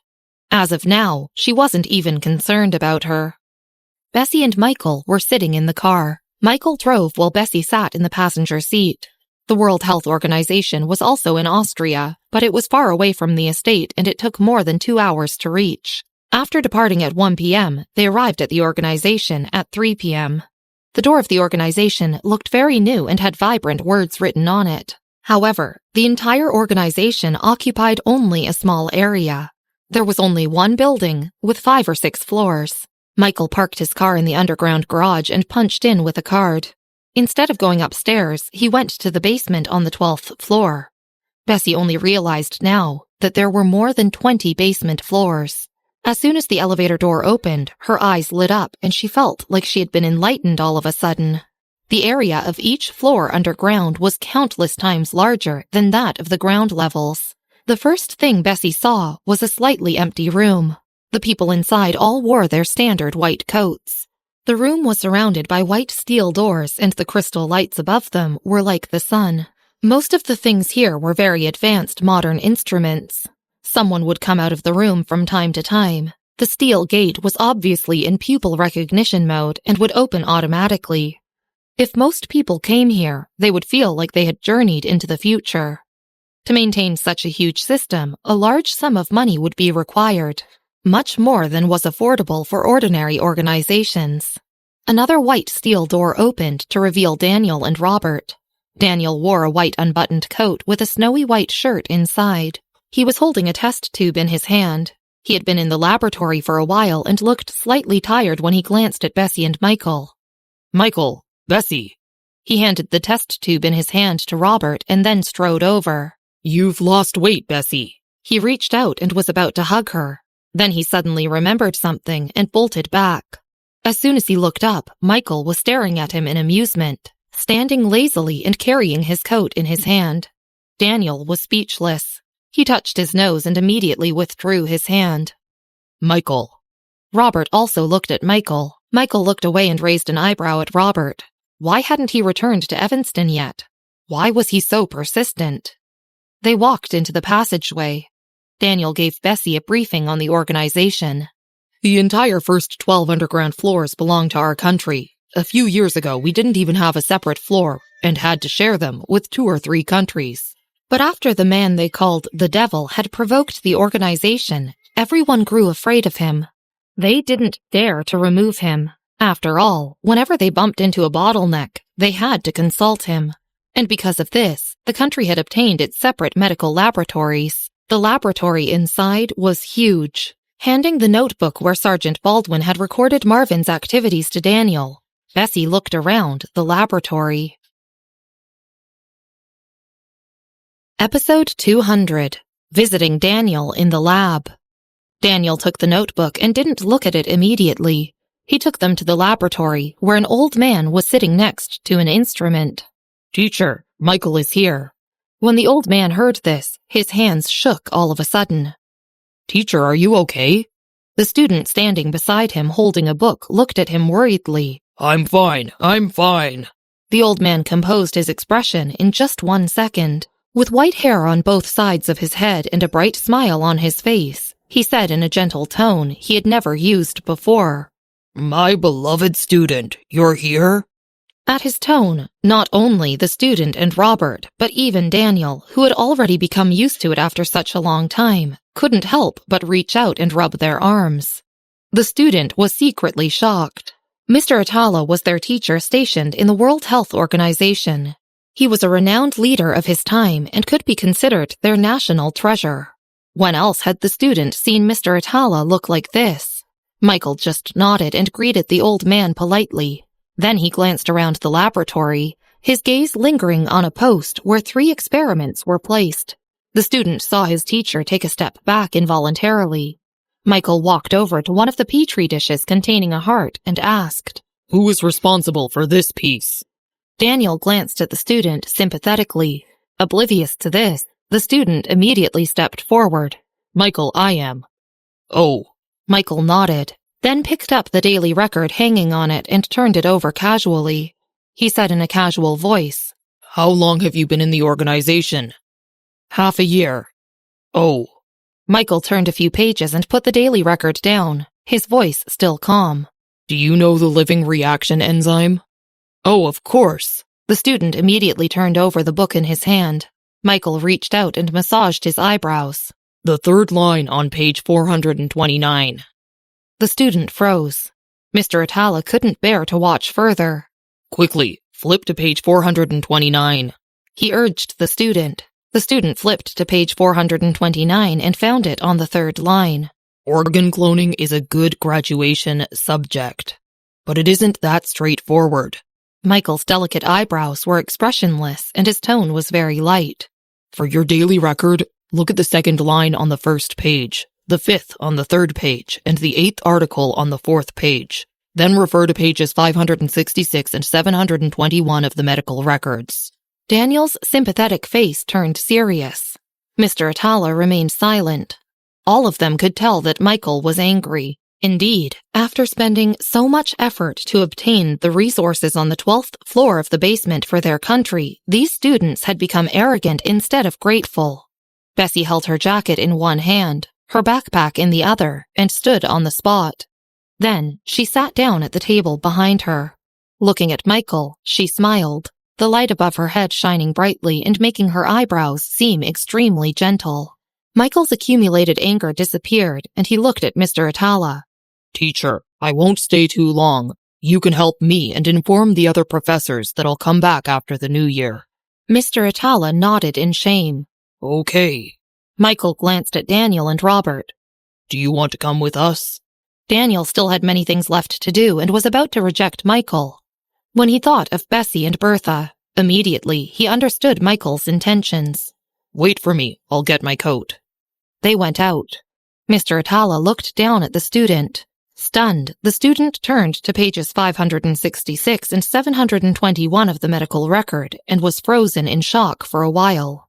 Mr. Atala sighed as he took out a key from his pocket. The last laboratory at the end belongs to that man, Michael. His papers and experiments are in it. You can take a look. The student stiffly took the key and had just gone out when he passed a group of doctors in white coats. He heard them ask his teacher, Professor Atala, where's your chief student? I saw him come down. When they left the World Health Organization, Michael drove while Daniel sat behind him with Robert. Michael, do you have real estate in Austria as well? Daniel sat behind Bessy and put his hand on the back of her seat. He looked at the estate passing by along the way and was quite surprised. Yeah. Michael nodded casually and slowed down, his hand on the steering wheel. The person at the big iron gate had recognized Michael's car from 300 feet away and had already opened the gate. Bessy stared at the name on the big iron gate and then turned to look at Daniel behind her. Why are you looking at me? Daniel raised an eyebrow. The car drove slowly into the estate. It was already 7 o'clock in the evening and was dark. Daniel hadn't slept well for several days and had been dozing a lot along the way, so he hadn't paid attention to the route. He had been woken up by Robert. Nothing, Bessy said vaguely. She looked away and reached out to unbuckle her seatbelt. I was just looking. Daniel felt like Bessy's expression wasn't right, but he couldn't figure out what was wrong with it. He left it alone for the time being. Bessy, how many rooms does Michael's house have? Is it enough for us? It's not bad. Enough for you to live in. Bessy coughed. Daniel nodded. That's good enough. The car drove into the estate and they got ready to get out of the car. As soon as the car stopped, a servant came over to pick up the car keys and drive the car into the garage. The sight from inside the car hadn't been very good. Daniel thought that Michael had just bought a small house here. According to his extravagance, he might have even bought a garden. However, as soon as he got out of the car, Daniel saw several paths along, with an estate that seemed to have no end. Although it was already night, the estate was brightly lit. Yelling and cheering could be heard from not far away. Servants and bodyguards came and went. Daniel and Robert had open minds, but even so they were deeply surprised by the old castles and towers. Let's go. Bessy put on her coat. Seeing that the two were still stunned, she couldn't help but turn around and urge them like this. Returning to his senses, Daniel followed behind her and said faintly, Bessy, this is considered not bad? Isn't that true? It's not bad, is it? Bessy raised an eyebrow. Daniel reached out to button his coat in silence. They walked along the cobblestone road to the middle castle and bumped into many servants and members of each division. When they saw Michael and Bessy, they respectfully stood aside and greeted them as Boss and Miss Miller. It was plain as day that Michael was the owner of this estate. You grew up with Michael. Daniel walked behind Bessy and Michael to whisper to Robert. Why does he have such a big estate in Austria? Robert was also recovering from the shock and shook his head at this. His gentle eyebrows were knitted slightly in a frown. This is the first I'm learning about this. I didn't hide it on purpose. Most people in Evanston think that Michael ignores his duties, but if the Clark family knew of this large estate here in Austria, they'd be frightened to tears. Even if he didn't operate in Austria, Robert also knew that there were many people as well as well-known international forces stationed here. Owning such a large estate in Austria required not only money but also authority. Austria was complex. Without enough power, no one would dare occupy such a large estate. I just found it strange. Daniel glanced around and looked at the training ground not far away. His beautiful eyebrows knitted slightly. I just find this place familiar. Maybe you're still a little confused from your nap, Daniel. Robert automatically made up a reason for him. The same thing happens to me sometimes. Really? Daniel's intuition still told him something was wrong, but he couldn't think of what at the moment. They reached the first floor of the old castle as they talked. Inside, the servants had already set meals on the round table. No one was seated at the table, and there were 2 more sets of dinnerware tonight. Michael had informed Christopher before coming back, but they didn't see Christopher or Alexander. Instead, Marvin was the one who came out of the training ground when they came back. His face wasn't as swollen as before, but it was still bruised. After greeting them one by one, he turned to Bessy in surprise. Bessy, weren't you coming back tomorrow afternoon? Bessy pulled out a chair and sat down. Since not everyone was there yet, she didn't pick up her fork and just laid her hands on the table. Something happened, so we came back earlier. Marvin nodded and asked no more. Robert put his phone on the table and raised an eyebrow at Marvin. Marvin, did you get beaten up? But he also felt strange. It had only been 1 month since he had last seen Marvin, but why did it seem like he had changed into another person? His whole body seemed full of explosive power. Daniel had slept in the car for a long time and wasn't sleepy anymore. He lowered his head to play a game on his phone. Hearing this, he also looked up and grinned. Marvin, did you get special training? Marvin glanced at them expressionlessly and nodded. Yes. You're lucky. Daniel leaned back in his chair and put his phone down.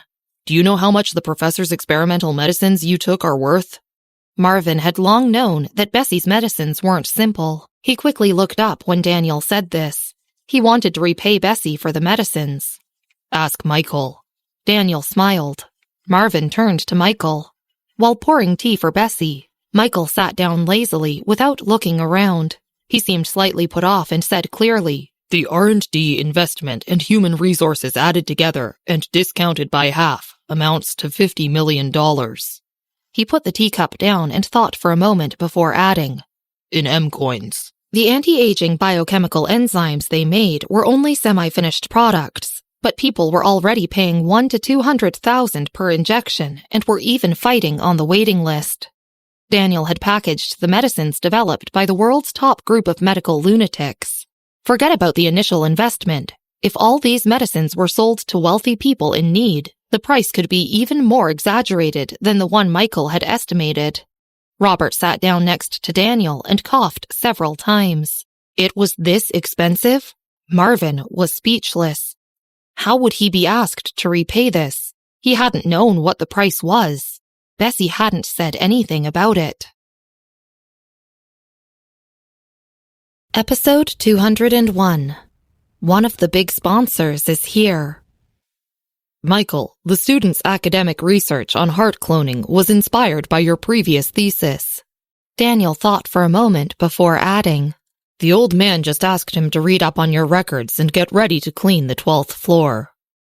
From the moment he met him, Daniel knew that Michael was very knowledgeable. Be it the cloning of a heart or the anti-aging biochemical enzymes and life suspension. Michael had written many academic papers that were placed in medical organizations and collected by Mr. Atala. Other professors had asked him for the key if they wanted to read the papers. In Daniel's eyes, this kind of medical technology required a civilization of more than 100 years.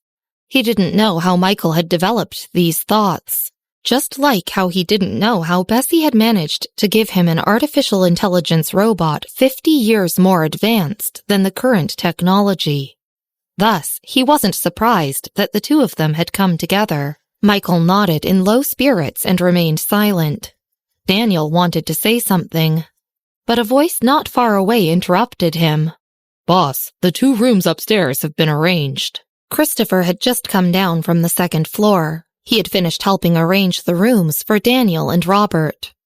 Walking to the dining table, he didn't sit down immediately. Instead, he first greeted Michael and Bessy, then bowed very politely to Daniel and Robert. Robert, Daniel.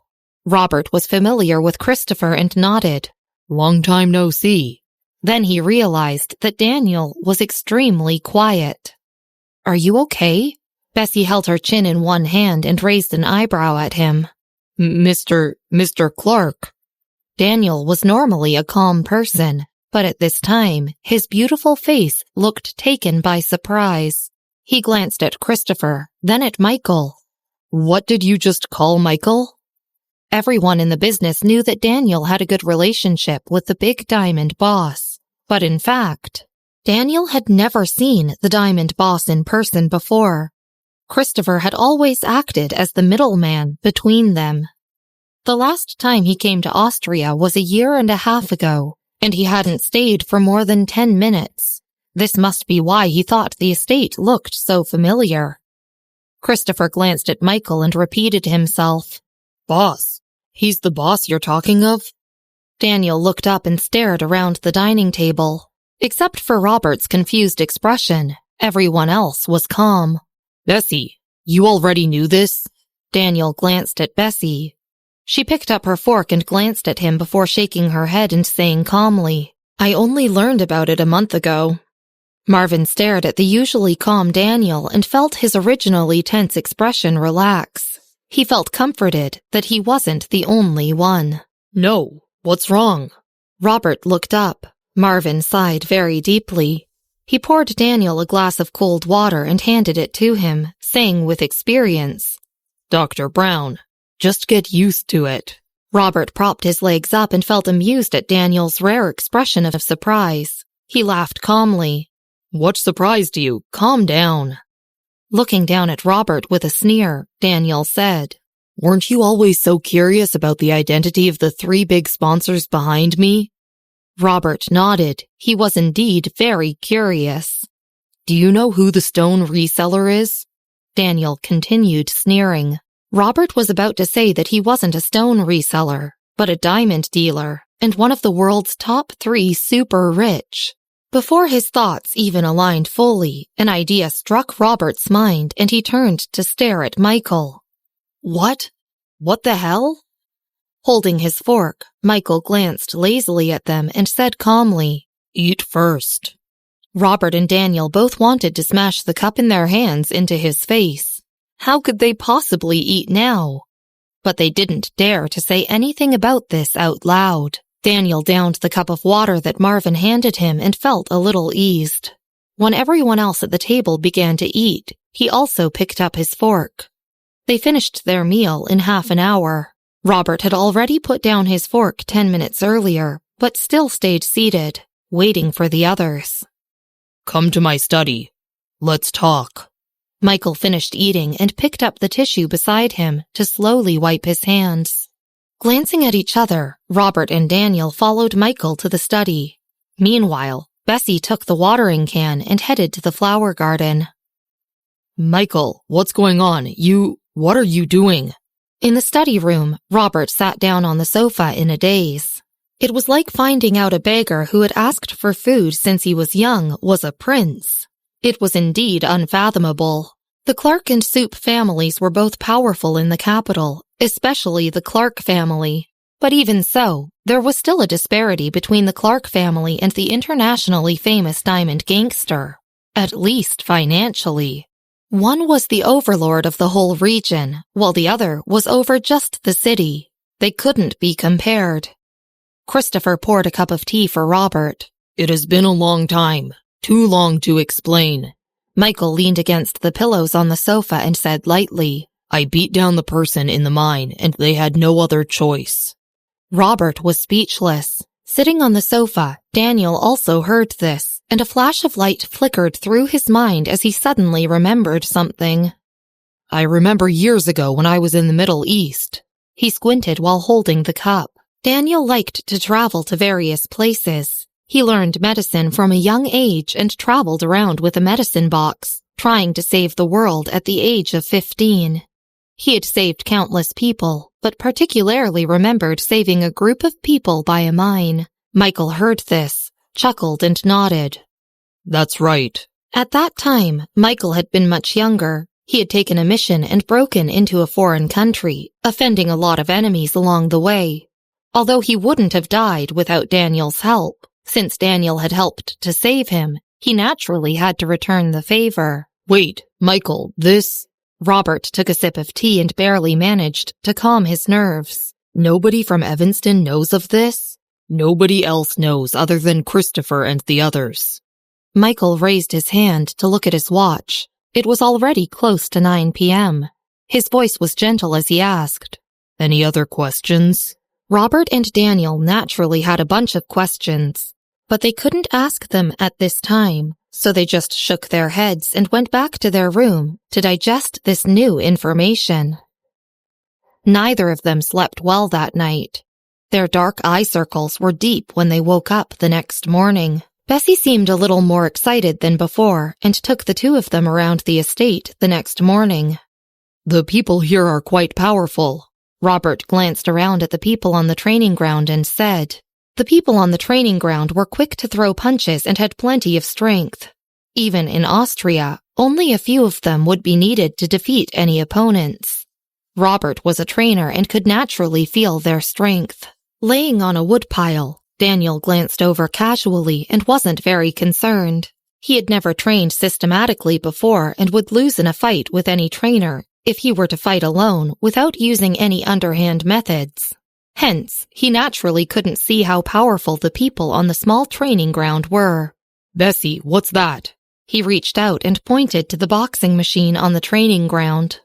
Bessy was sitting on the woodpile right next to him. She turned at the sound of her name and answered, It's a boxing strength test. It can test how strong your punches are. So magical, Robert said, also curious. Bessy took them to see it. The biggest training ground was closed for these 2 days, so there were many people on the small training ground. When they saw Bessy, everyone stopped consciously and greeted her, saying, Miss Miller, very respectfully.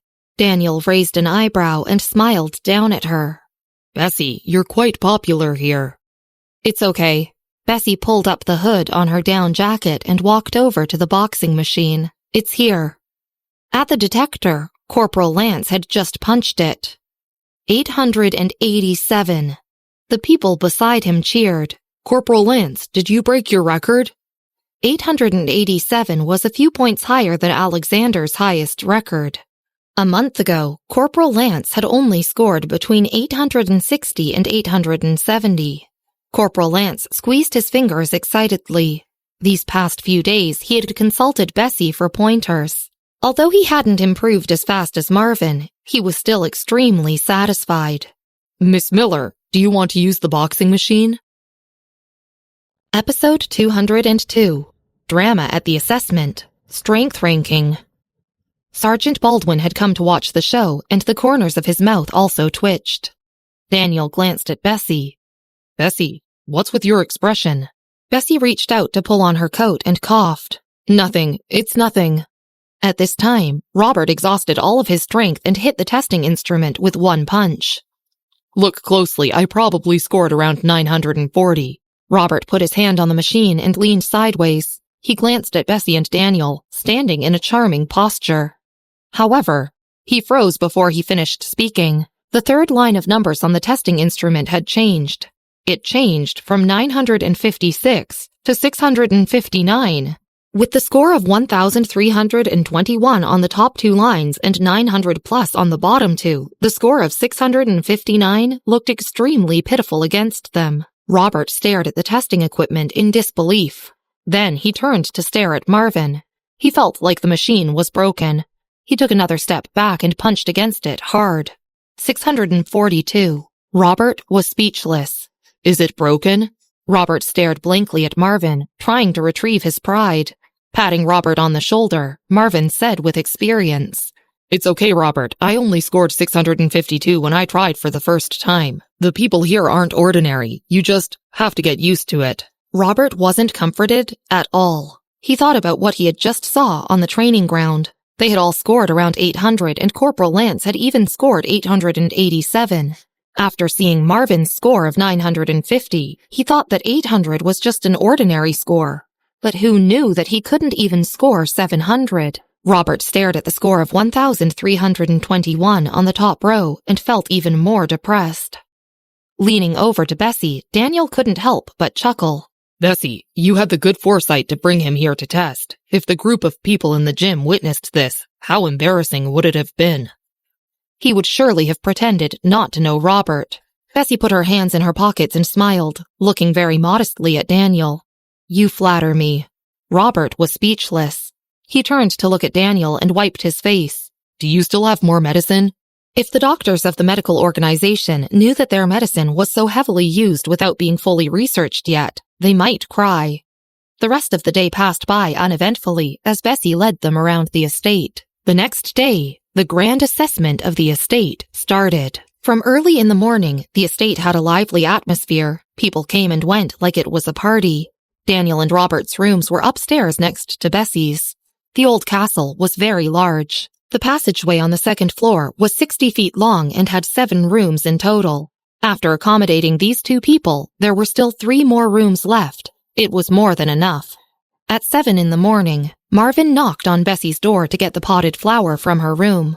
He happened to see Daniel and Robert staring out the window at the end of the corridor. Robert, Mr. Brown. Marvin greeted them politely. Good morning. Bessy also happened to come out of her room, holding her down jacket in one hand and a flower pot in the other. She saw Marvin and passed him the flower pot. Daniel also turned around. He was rather excited by this rare, lively atmosphere. Good morning, Bessy. What are Michael's subordinates doing? Is there some activity today? An assessment. Bessy closed her door and replied lazily. It's equivalent to a year-end exam. Marvin went to the flower garden first.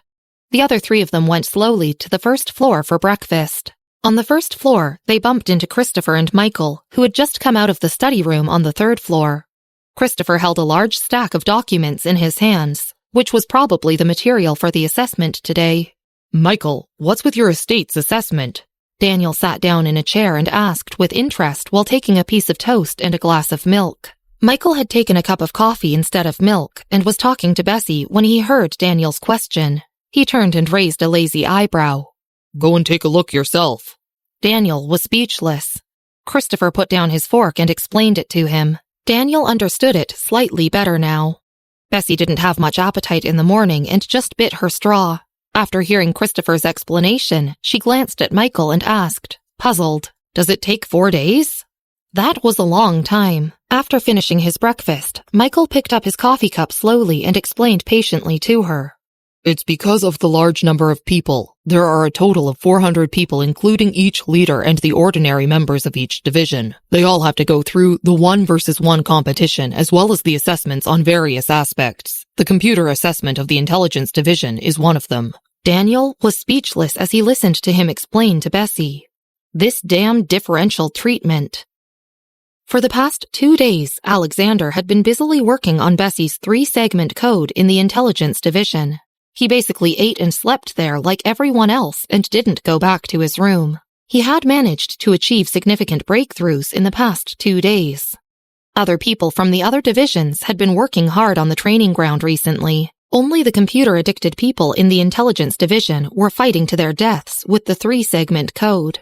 However, their results were very significant, and Alexander had even prepared a new version of the management system that would replace the entire estate's system. Today was the assessment and the biggest annual event on the estate. So, Alexander was very serious. He swept his eyes past the entire intelligence division. The computer at Carrie's desk was still turned off. She hasn't come back in these 2 days? Alexander pursed his lips and raised an eyebrow, obviously displeased. Jerry stood next to him. After half a month, he had pretty much recovered from his injury. Miss Hall said she wanted to take the assessment seriously. Oh. Alexander nodded. This month he had already gained a clear understanding of Carrie's malpractice. Let her train. If she passes the assessment over the next 4 days, she can come back to work. Then he took a piece of bread and headed for the training ground, eating along the way. As the leader of the intelligence division, he was responsible for their assessment together with Christopher. The big training ground had been completely transformed. There were lights placed around it, along with several rings and boxing machines. An unusual bustling movement could be seen when they entered. Perhaps because of the rows of lights on the training ground, most people felt like they were at a professional ring. The annual assessment of the estate was equivalent to a party. This year, everyone was even more excited due to Michael's presence. In the middle was a 3-foot-tall ring platform with a full area of 1,000 square feet. 2 rows of tall chairs were placed on the ring platform, along with furry blankets on the bench and a small sandalwood table to the side. The chairs were for Michael, the leaders of each division, Bessy, Daniel, and the other visitors. 3 feet away from the ring was a barrier. Surrounding it were rows of 500 large and small chairs, divided into 5 areas. Other than the 4 divisions, the servants in the estate had also come to watch the show. At the top of the field was a huge projector. 15 feet long and 10 feet wide, it was the size of a wall and projected each person's punching force, coefficient, and assessment score. Most of the martial artists here had sensitive senses and could see well, even from far away. This projector had been set up for the servants. The assessment started officially at 8. Everyone sat down in their seats. Michael sat in the first position on the left, with Bessy, Daniel, and the others beside him. Reaching out, Daniel knocked on the sandalwood table. He turned to Bessy on his left and whispered, "This table is very valuable." He finally understood what was meant by, "Some people are so poor, all they have is money." The training ground was buzzing with noise. Daniel observed the surroundings for a moment. Bessy's bipolar disorder wasn't as obvious today, but her beautiful eyebrows were still knitted together slightly. Daniel was slightly surprised at her composure. "Is it very valuable?" Bessy put on her headphones and glanced at the table. She couldn't see what was so special about it. It just looked like an ordinary piece of wood. Looking away, Daniel turned and glanced at Michael again. He had his head lowered and was talking to the leaders. Daniel fell deep into thought. While Daniel was talking, the people in the stands were also discussing. "Do you see her? The one sitting next to the boss is Miss Miller."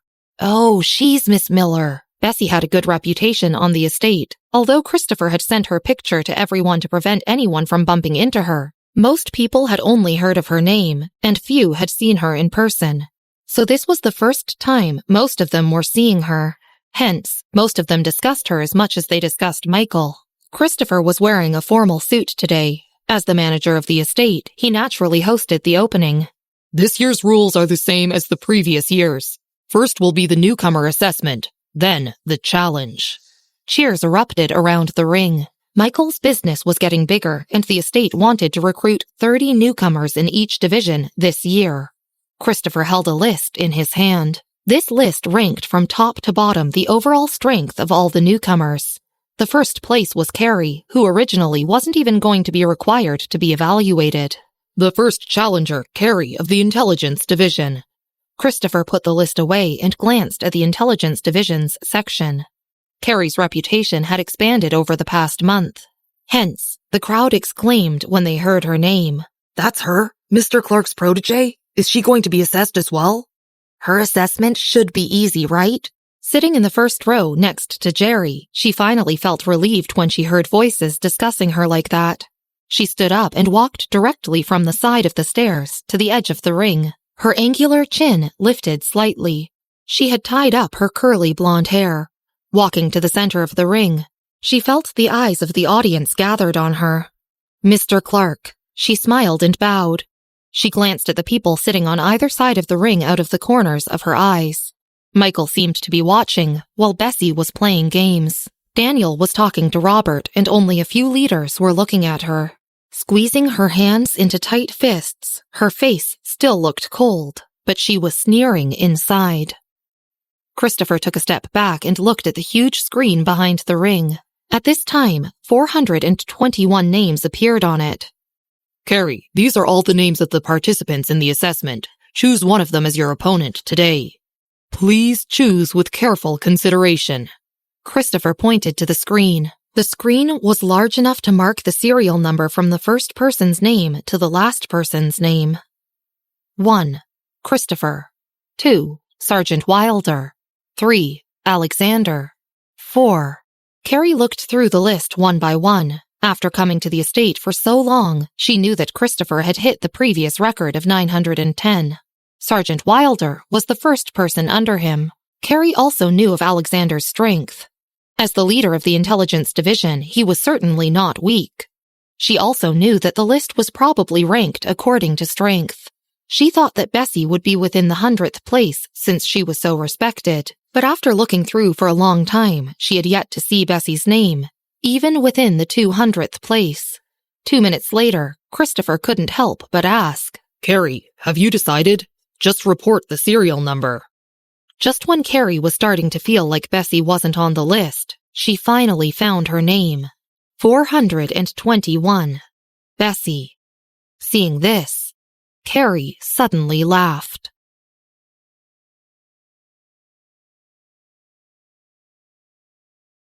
Episode 205.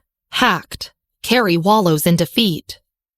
At this time, the big screen displayed the computer screens of Bessy and Carrie. The people in the other divisions couldn't understand what they saw, but the intelligence division could. When Carrie launched her attack, Bessy didn't seem to have made a move and was still typing a code slowly.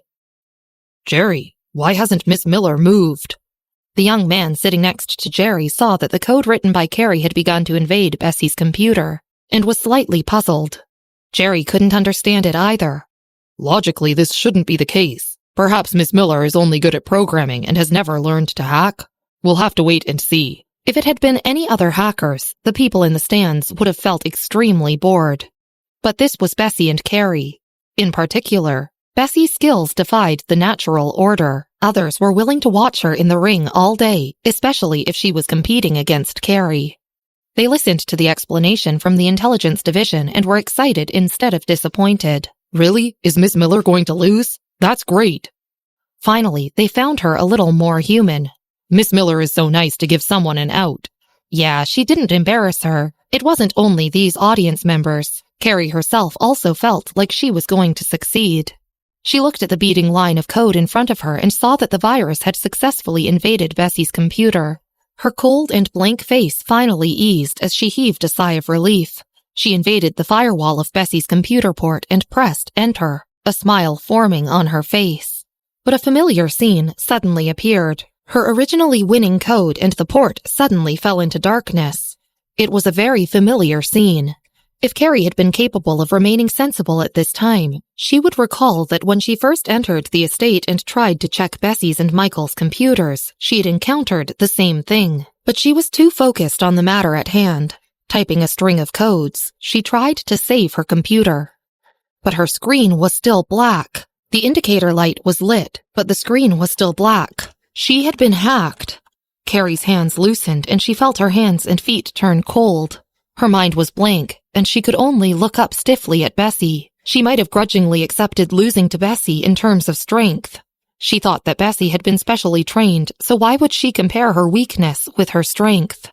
Thus, her reluctance had prompted her to start this second computer competition.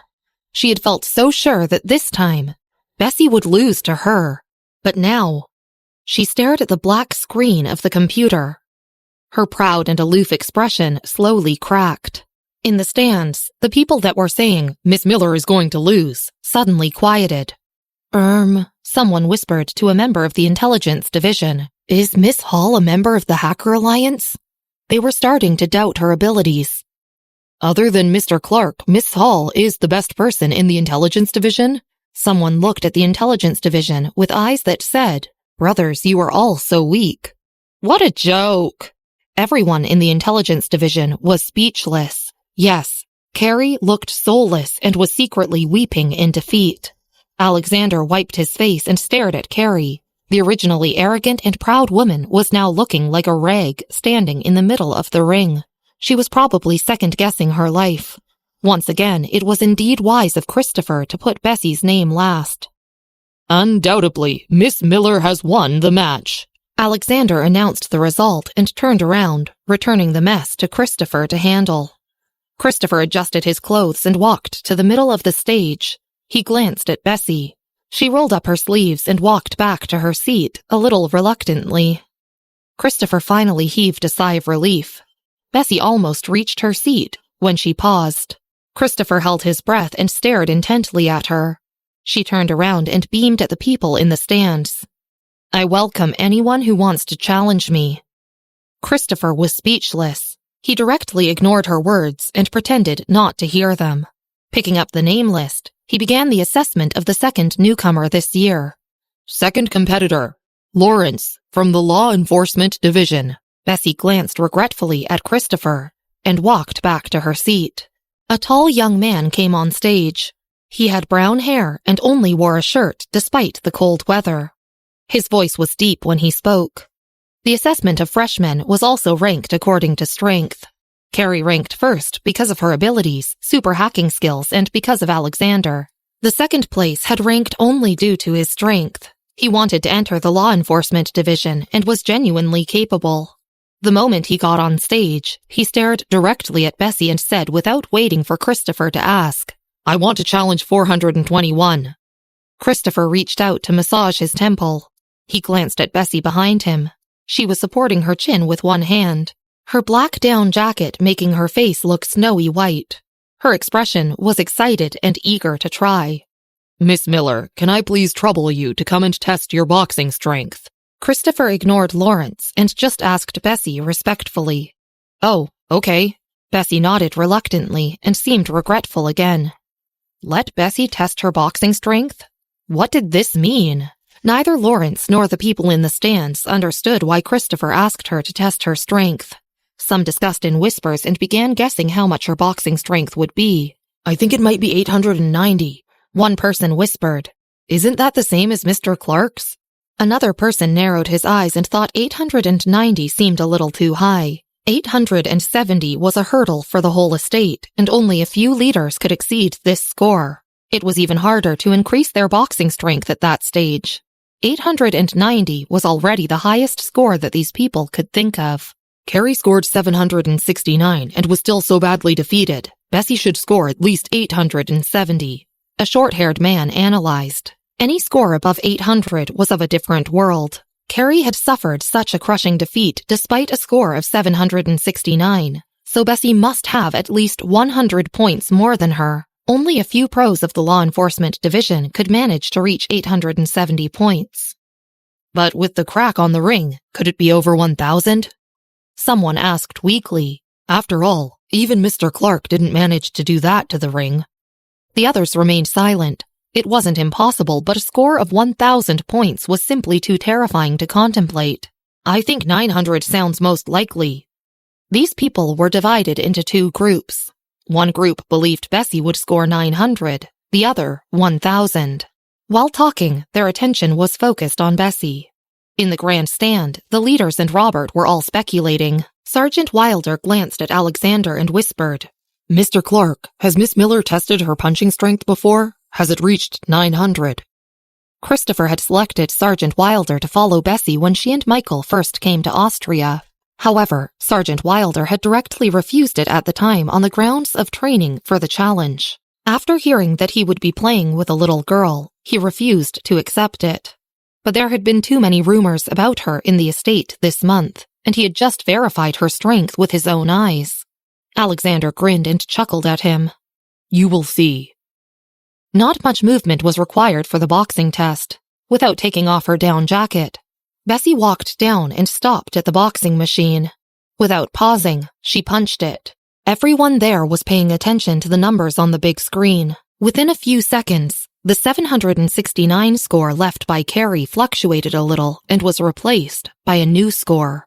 1,319. The chatter in the stands about whether Bessy could reach 1,000 or 900 suddenly disappeared without a trace.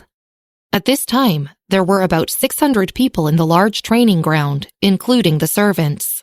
There was constant noise at every moment, but at this moment, the crowd was so quiet that you could hear a pin drop.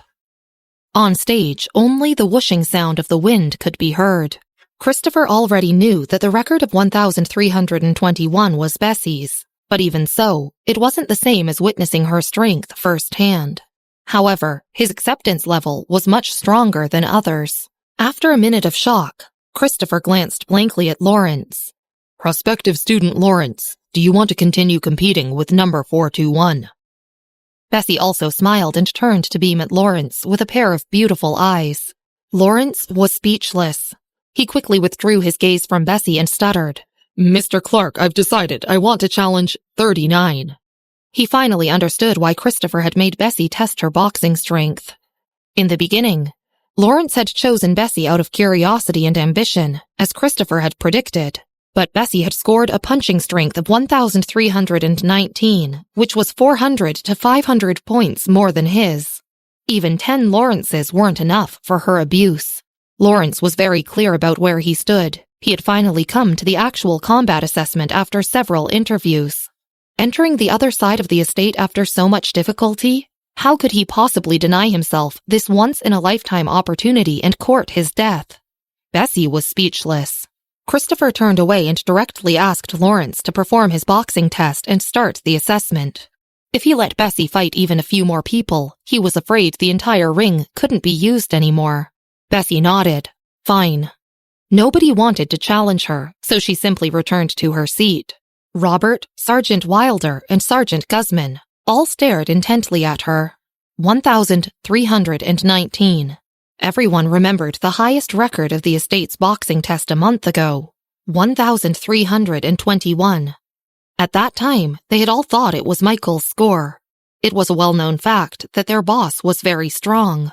Thus, it wouldn't have been as surprising if the score of 1,321 belonged to him.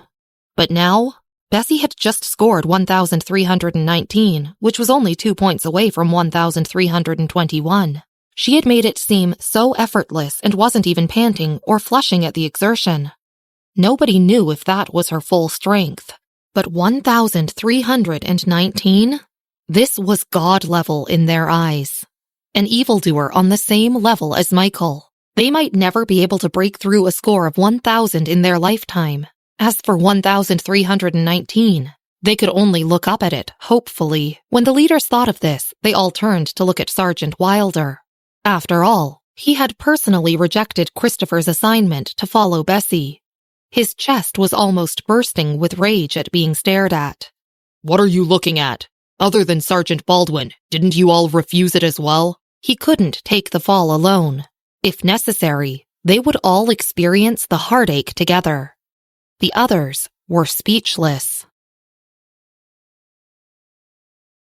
Guarded the entrance and waited for Bessy to come back out. The study was soundproof and their conversation couldn't be heard. Christopher didn't even know who was inside. His phone vibrated with a rare message from Michael. Have you arrived? Christopher replied immediately. Yes, boss, I didn't go in. I didn't even see this Mr. Schuler. There was no reply. Glancing at his phone blankly, Christopher put it back in his pocket and waited a while before the door opened. A young man stood at the door. He was tall and slender and had luscious, thick black eyebrows. He nodded slightly at Christopher and greeted him. Hello, Mr. Schuler. Christopher saw his face. His hands suddenly tightened, and although his expression was as calm as usual, he felt a huge wave in his heart. Christopher had only heard from Alexander that this person's last name was Schuler, but he didn't expect him to be Alandro Schuler. Bowing slightly and maintaining a respectful stance, his eyes drooped down to cover his expression. Alandro just glanced silently at him, smiling. Then he turned back to Bessy. After this, I'm going back to Evanston. If you get into trouble, come and find me. Don't do things impulsively. Sighing softly, he reached out and caressed Bessy's head. Christopher, who had yet to react to the previous revelation, was shocked further by Mr. Schuyler's actions. What the fuck? How dare you touch the boss's head? This man was indeed fearless. Christopher regained his composure. He gripped his phone and walked behind them, staring at their backs. His lips were pursed tightly and his attention was on Alandro all the way. These two people indeed looked close. Christopher couldn't help but frown in worry for Michael. Alandro didn't intend on staying on the estate. After exchanging a few words, Bessy walked him all the way to the gate. Since this was Bessy's friend, Christopher didn't say much. He stayed 2 steps behind Bessy and respectfully took Mr. Schuyler to the gate. At the gate, he turned to look at Mr. Schuyler's car. It was a sapphire blue car.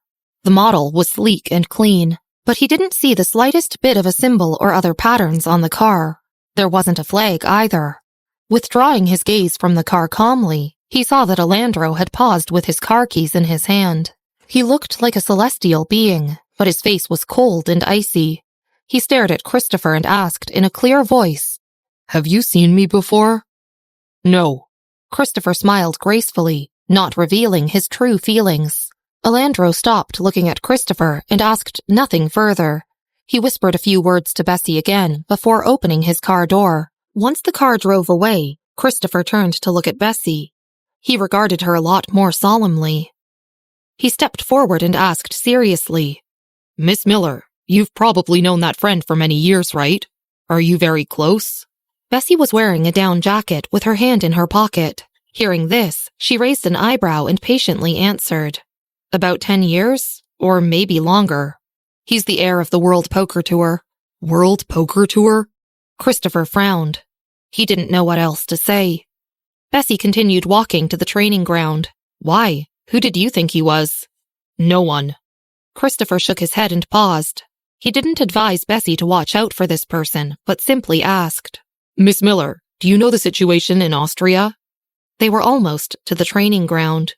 Bessy stared at the silhouettes on the training ground with dark eyes and said casually, "I don't pay attention to what happens in Austria. How would I know?" She sounded empty and distant. No emotions could be detected.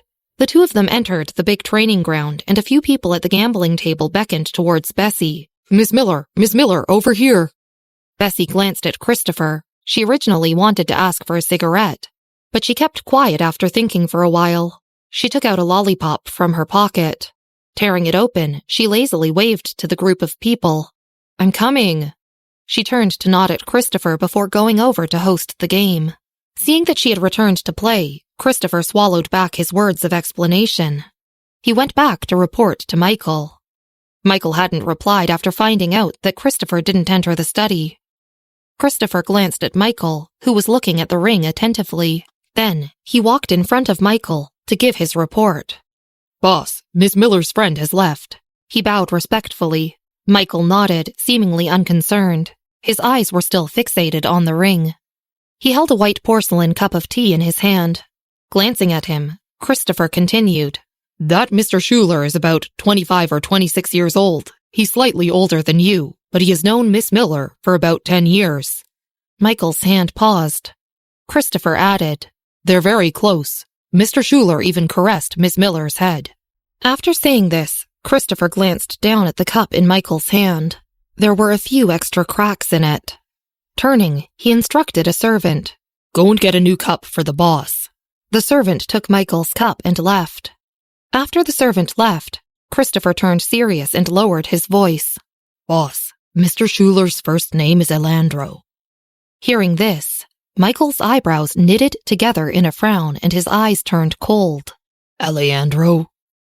But I don't think Miss Miller knows yet.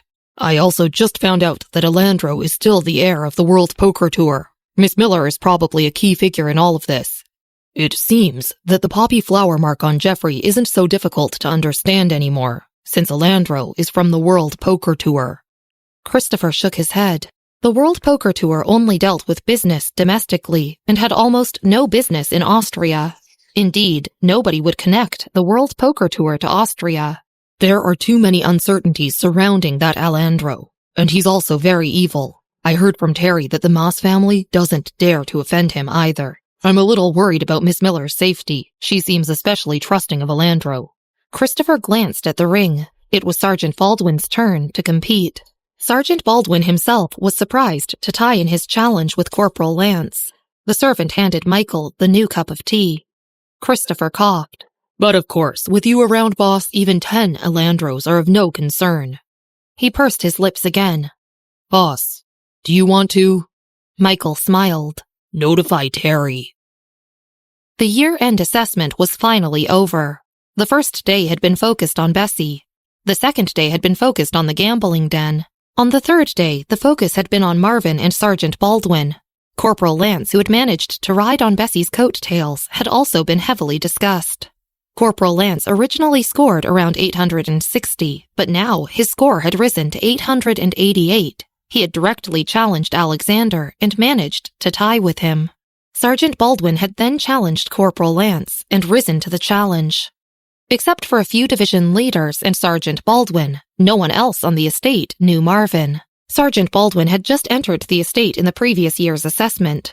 He originally wanted to enter the law enforcement division, but because of his low strength, he had been put in the recruiting division instead. But now, he had just scored around 810. After just 1 month, would he even be able to tie with Alexander and the others? Who didn't know that Corporal Lance and Sergeant Baldwin's improvements were thanks to Bessy? During dinner time at the hall, everyone's eyes fell on Sergeant Wilder, the pig-headed man who had been the first to reject Bessy. Sergeant Wilder held his fork tightly and was speechless. After the assessment came the question of personal allocation as well as the new year. Although it had been lively in the previous years, they had simply kept to the working routine. This year, however, Christopher's spirits were much higher. But before this, Alexander had asked Marvin and Christopher to stay behind. Marvin was a little afraid that Christopher and Alexander would team up against him, so he stood in front of Christopher's table and didn't dare to move. It's not that I willingly became better than you two. Christopher wanted to talk about serious business with him, but after hearing this, he cheekily reached out to hit him. Marvin didn't dare to retaliate. Sitting at the side with his feet on the table, Alexander glared at Marvin and gritted his teeth involuntarily. I came to you mainly in regard to Miss Miller, Christopher said, playfully hitting Marvin's head a few more times before getting down to business. You should know that the boss wants you to follow Bessy. Since you've officially joined our estate, I won't hide the news from you anymore. There are still a few more months left until Miss Miller's finals. During this time, we will all be in Austria. I'll tell you about the distribution of forces within Austria. Alexander, listen closely too. Terry's actions had always been mysterious, but Michael wasn't very concerned. He was deeply hidden in Austria, so Christopher rarely mentioned Terry to the others. He could probably guess what Michael's next moves were. They were about to have a showdown. Austria was the development focus of the International Center and had gathered countless forces recently. The other side of the estate always acted in a low-key manner. Various forces wanted to annex them, not only for their few main businesses, but also for the control of the airfield. The Maas family was second to none in Austria and held a strong foothold. Apart from them, there were also some underground forces that had been handed down for generations. The number one among these forces is the Underground Alliance, Christopher said. Episode 208, A Hidden Underground Alliance. Alexander narrowed his eyes as soon as Christopher finished speaking. Then he lowered his head and took out his phone from his pocket. The Underground Alliance. He had never heard of it. Glancing at Alexander, Christopher knew without thinking what he wanted to do. Alexander, there's no point checking the internet. Even the Hacker Alliance doesn't have records of them. You might be able to find news of them from 129 Detective Agency or from Matthew. Other than that, you can only check the files of the large families in Austria. Alexander didn't believe him. He clicked on the client page of the Hacker Alliance and went through a complete search, but it was to no avail. This is impossible. He put down his legs and stood up directly. Nothing is impossible. The Underground Alliance hasn't surfaced for nearly a year. When you joined the Hacker Alliance a year ago and ventured around Austria, the Underground Alliance had already faded out.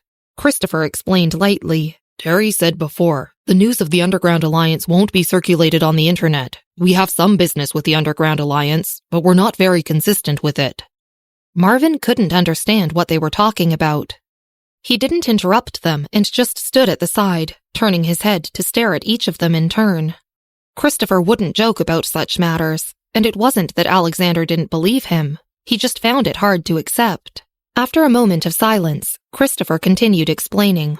The boss originally wanted to temporarily stop the business at the mine and leave Austria after this matter, but something happened today. At the thought of this, he frowned slightly. He explained the matter of Alandro to them. I know that Miss Miller is from the IT department of the World Poker Tour, but what does that have to do with Austria? The World Poker Tour is in Evanston. Alexander glanced at Christopher. Do you remember when the boss was injured? Christopher poured himself a cup of tea. Marvin froze. Michael has been injured before? He returned to America and went to Chicago half a year ago, partly because of his injury. Alexander explained. Then he turned to Christopher and frowned in understanding. Alandro had something to do with it? He asked. Christopher pondered aloud. Alandro had 3 of his trusted aides beheaded. He's probably the boss of the Underground Alliance. I've seen him before, more than a year ago, when I was looking for Terry. I don't know the specifics, but when I joined them, the boss's condition wasn't very good. This was why he had been so surprised to see Alandro. This person was simply too dangerous. On the surface, he looked like a celestial being, but in reality, he had the blood of numerous people on his hands. The people around him were all kept in the dark, especially Bessy, who didn't know of Alandro's true identity. Christopher hadn't explained this to her. No matter how powerful and mature she was, Bessy was still young in their eyes. Christopher wasn't willing to tell her about these dark matters, so he had chosen to find Marvin instead. He already estimated that Michael would have to abandon his plans of withdrawing from Austria. Christopher continued talking about Alandro. Downstairs, Michael went to talk to Daniel alone. The two of them stood on the edge of the big training ground. Daniel held his phone and looked out at the group of people there with great interest. Michael, what's the matter?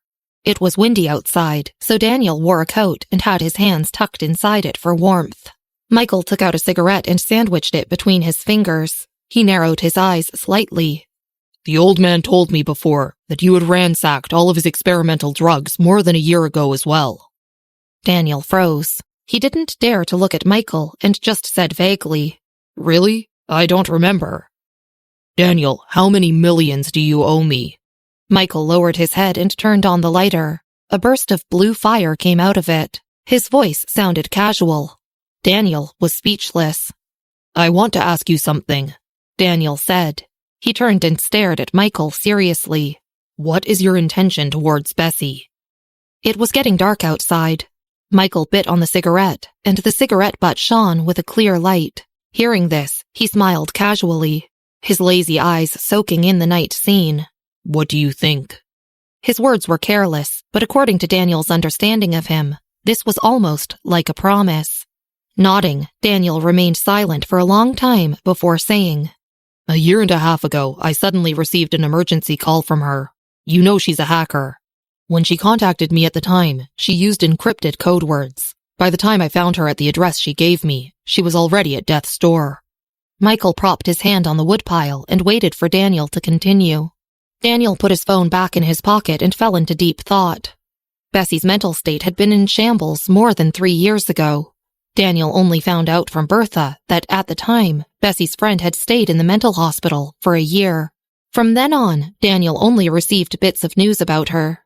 Bessy never took the initiative to contact him again until more than a year ago, when she had suddenly reached out. Her mind had already been in a state of confusion when he found her, so he had brought her to Austria directly. At that time, Bessy had no desire to live. So, Daniel had stimulated her with words, telling her to get well soon so that she could torture the man who had injured her. At that time, he had turned to anything and anyone he could find. Who knew that Bessy would really rely on the spirit of revenge and gradually regain consciousness? Daniel managed to pull her back from the god of death. But after that, she walked around like a living corpse and had even gone to the boxing ring to fight. Because of that, Daniel had taken medicines from the old man like crazy. While she was muddle-headed like that, Daniel had taken care of her for a whole year. He had even taken many calls from Bessy's phone at that time. It had all been calls from Austria. Daniel had always regarded Bessy as his younger sister, so he had been ferocious that she had suffered such a big wrong, silently. He never probed further about her matters, but he had once acted on his own accord and flushed Bessy's phone card into the toilet. Bessy had only recovered fully half a year ago when she received the news that Bertha was dying. She hadn't asked for her phone card when she returned to her senses. She had thrown the phone in the trash can. Dressing lightly and carrying nothing, she had returned to America straight away. Since then, Daniel felt that Bessy had become more indifferent. After Daniel finished his explanation, Michael was silent for a long time. The cigarette was still burning quietly in his hand, the fire flickering in the wind. With her strength, who could have injured her that badly? Michael said lightly after a long period of silence. Under the night sky, his expression couldn't be seen clearly, but after hearing this, Daniel couldn't help but shudder. I don't know. When I found Bessy, she was in a slum alley. Michael nodded. He put out his cigarette butt and threw it into the trash can. Narrowing his eyes, he started counting the number of people who could be her opponent. Other than some opportunistic people in Austria, Michael also knew of a few powerful people who weren't so well known. He quickly counted a few who were powerful enough. Most of them weren't easy to provoke. Michael asked Daniel about Matthew again. Wait. Daniel froze and stared at Michael. What does this have to do with Chief Matthew? He has nothing to do with Bessy. How could it have been him? But what if it was him? Michael glanced lightly at Daniel. He wouldn't ask Bessy who it was, but he would make a list of those who could hurt her and then seek revenge in various ways. Naturally, Matthew was on his list.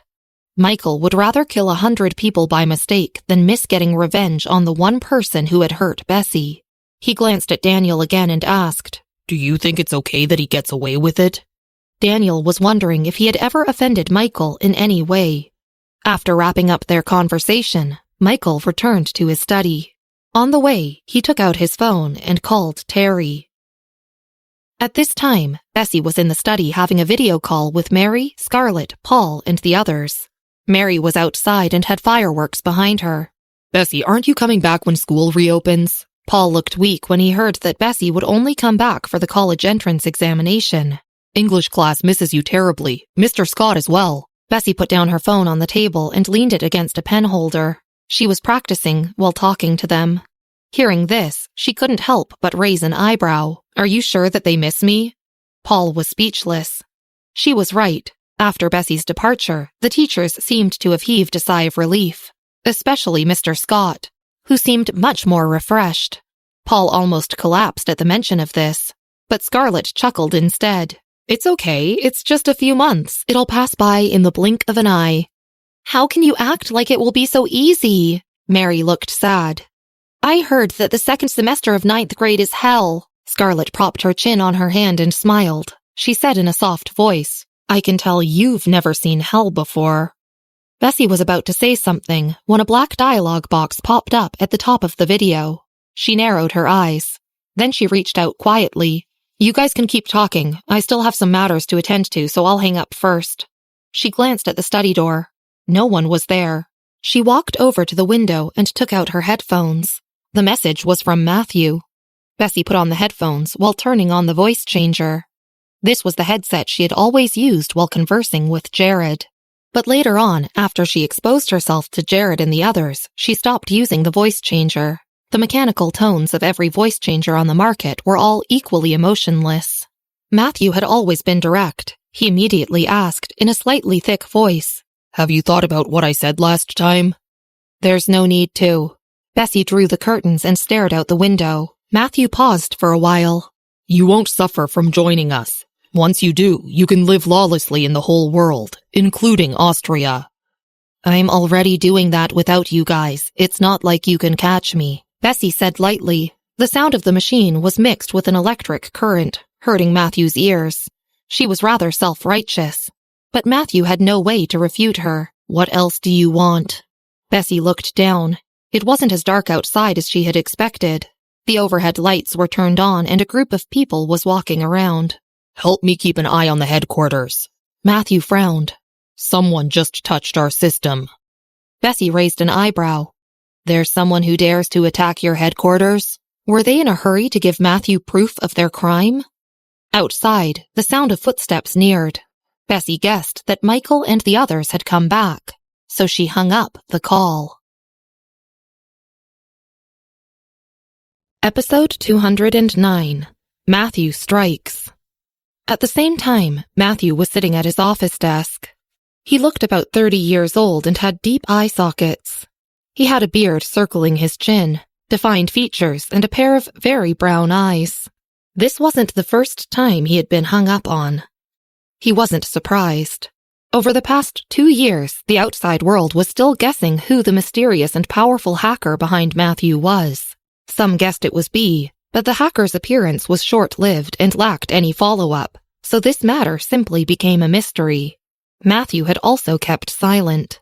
But most people's guesses were correct. The strength of the hacker behind him was obvious to everyone.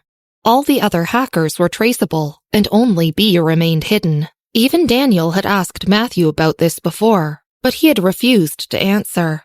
The person behind him was indeed B, but of course, he didn't know why M had come to him a year and a half ago. He didn't think there was anything B wanted to obtain from him. However, this B was a very principled person. He didn't do anything illegal and only helped Matthew find some criminal records. The more they cooperated, the more he felt like B was really useful. As such, he had been intent on tricking B to come to the headquarters, but had been unsuccessful. At the thought of this, he could only sigh. Someone pushed the glass door open and quickly handed a document to him. This is the latest trade record of the Maas family. Matthew put his thoughts of B to the back of his mind and came over to take a look. Then he put the document aside. He took a sip of coffee. His subordinate continued speaking. Mr. Brown just called to ask you for a list. He said he couldn't get through to your phone. Matthew had just been on the phone with Bessy, so it wasn't surprising. He nodded. What list does he want? Is someone else looking for him? Hearing this, his subordinate paused and said, No, he wanted a very strange list of personnel. Matthew leaned on his chair and tilted his coffee cup slightly. What list? A list of all the people who are equally as powerful as you. Matthew's eyebrows jumped. What does he want that for? Because he often went to dangerous areas and had indeed saved many people. Daniel had good connections in Austria and also had a great reputation. In Austria, nobody would disgrace a doctor, especially if the doctor could pull him away from death's doorsteps. Thus, Matthew was a little surprised to hear that Daniel wanted such a list. He didn't say. His subordinate shook his head. The list involved all the powerful people of Austria, some of whom knew Daniel personally. Since it was just a list, Matthew turned on his computer and gathered the information for him. He opened his social network application and clicked on Daniel's profile. Then he sent the information directly. Oh, there's one more thing, Matthew's subordinate said after Matthew was done sending the information. He glanced at his phone and confirmed the message. The men from the east side just said that a commotion has started there. Weren't the men from the east side going to leave Austria? Matthew stood up with a throbbing headache. They've already reached the last step. Why aren't they leaving? They were always stirring the pot. Daniel looked through the list of names. The list Matthew had given him was naturally not just an ordinary list and had detailed information as well. Daniel felt his head throbbing at the bombardment of information. Are you sure Joshua only wants me to take a look at his condition? He put down his phone and glanced at Robert. Robert had followed Daniel since October. At the sudden mention of this, he was a little surprised by Daniel's initiative, but still explained the situation seriously. Yes, Joshua has always been in poor health. Nodding, Daniel didn't answer immediately. He paused for a long while before picking up his phone. I'll go back to Evanston with you after the new year. Robert's always warm face looked surprised. Daniel, you're not lying to me?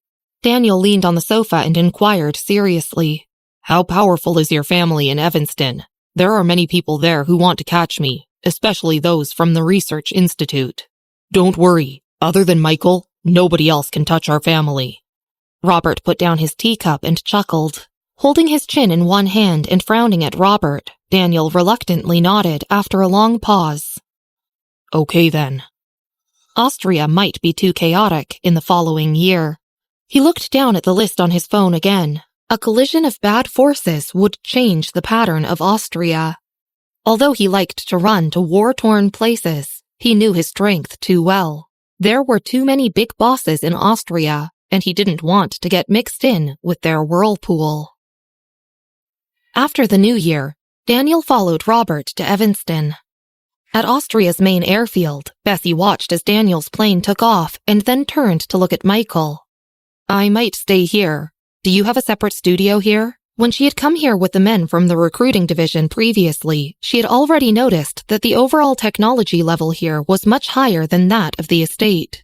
The World Poker Tour's affairs had been abandoned for a year, and there were only 3 EA series robots. Michael squinted. The airfield was independent of Austria and wasn't involved in the whirlpool. He looked away and said softly, Yes, I'll take you there. Since she already knew the place, he took her directly to the building that she had visited before, instead of introducing the places to her. The gate didn't require pupil verification and just opened right away. Michael had intended on sending off Daniel and Robert and hadn't been planning on staying. But he suddenly appeared in the big building. General Taylor, wearing a military coat and a felt hat, immediately hurried over.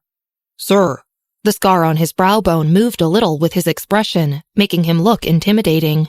Michael took off his coat and glanced at Bessy before giving orders to General Taylor. Get the 4th floor ready. Miss Miller will be staying here for a while. Tell all the staff on the 4th floor to change places. General Taylor was Michael's first general. He guarded the border base of the airfield at all times. He received the orders in a loud voice. Yes, sir. General Taylor had always been quick on his feet. After receiving Michael's orders, he quickly sent people to clean the 4th floor. General Taylor, are the people from the 4th floor going to the 1st floor for now? His subordinate couldn't help but complain to him while packing up. How long is that Miss Miller going to stay here? General Taylor frowned as well. He hated troublesome women. Ever since Sergeant Leone left with the goods and even borrowed a few men from him to protect Bessy, he hadn't had a good impression of her. The airfield, the vein of ore, the estate, and Terry's place were 4 independent points. General Taylor was busy guarding this point every day. Patrolling the surrounding trading floors was his favorite thing to do. But now, Michael had just dumped a delicate woman here. He genuinely felt vexed. I don't know. Shaking his head, he stared at Michael and Bessy, who were standing not far away, and frowned. I hope she has fun and then leaves quickly. At the same time, it was night in Chicago. Anne spent the new year in Evanston and came back to gather with the Smith family after a long time. She sat beside Darryl for the first time. Grace sat next to Thomas, her status much higher than before. Mom, you didn't pick up my sister for the new year? Anne put down her wine glass and glanced at Grace. I didn't see her around, and she didn't answer my calls either. Upon hearing this, Grace's smile narrowed slightly. Chloe had stayed in the Smith family's house. After her arrival in Chicago, the Harper family's business had suddenly suffered in Evanston and had shrunk by almost 2 or 3 times out of the blue. It wasn't peaceful there during the New Year period, so Chloe had just stayed behind in the Smith family's house. Her arrogant face had become a little more gloomy because of this. Hearing Anne, she said directly, Your sister has dropped out of school. I heard she's only coming back during the finals. Anne glanced at Thomas and wiped the corners of her mouth with a tissue. Bessy has dropped out of school for a year again? What about finals? Bessy had come to high school in Chicago precisely because she had taken a gap year. Almost everyone in the Smith family knew about this. The rest of the Smith family exchanged glances without a word. Grace pursed her lips. Since Bertha's death, she had tried to contact Bessy several times. After all, she had yet to understand her relationship with Mr. Grint and Mayor Grant. However, Bessy seemed to have vanished without a trace, and there was no news of her. Grace had even tried to approach Andrea indirectly for information, but it was to no avail. She only knew that Bessy had disappeared just like this a year ago. Now, she had learned from Chloe that this time she was only coming back for finals. Bessy had already repeated a year. If she didn't take her finals this year, she wouldn't have the grades to continue to 10th grade. But she had taken half a year's vacation. Mom, did she tell you about this before she left? She would repeat another year, would she? She's already 16 this year. Anne took a bite of food and glanced at Grace. She continued, saying worriedly, if she repeats another year, she'll be 20. Finishing the last bite of rice in his bowl, Thomas stood up directly and excused himself gently. I'm going to find Jacob. The Smith family all supported his entrepreneurial collaboration with Jacob, which had started picking up in Evanston. I don't know what on earth she wants, Grace said. She didn't want to continue discussing Bessy's college entrance examination. Smiling, Anne said reassuringly, maybe Bessy will come back to school after the new year? When we were at our aunt's house last time, she even said she wanted to enter Northwestern University. The people at the table were speechless. Episode 210. Going back to Evanston. When Darryl heard that Bessy hadn't been attending school, he seemed to heave a sigh of relief. Glancing at Grace, he smiled benevolently. Yes, she might come back after a few days. Northwestern University is great. Thomas is also going to school there. Since you're also in Evanston, you'll be able to take care of her. The other people also agreed, but when they exchanged glances, their eyes were filled with ridicule. What does it matter if she comes to school or not? Grace had lost her appetite. She put down her fork and stopped eating. Sitting beside Thomas's seat, Chloe glanced at the people at the table. Her eyes were no longer as confident as before, and instead were filled with doubt. She wore a white sweater today. Almost done with her meal, she put down her fork and glanced at David. Is it weird if Bessy goes to Northwestern University? David's hand paused. Darryl changed the topic. Chloe, finish your meal. The food is getting cold. Chloe took a piece of tissue and thoughtfully wiped the corners of her mouth. Other than being bad in physics, it wouldn't be a surprise if Northwestern University accepted Bessy based on her other subjects. She could even get full marks on things like abnormal mathematics papers. But it seemed like none of the Smith family knew how good Bessy's grades were. Chloe glanced at Anne, feeling uneasy.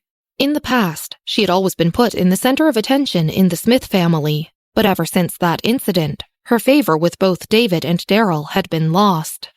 With Anne's return, everyone's focus was on her instead. Chloe lowered her head and swallowed her words about Bessy.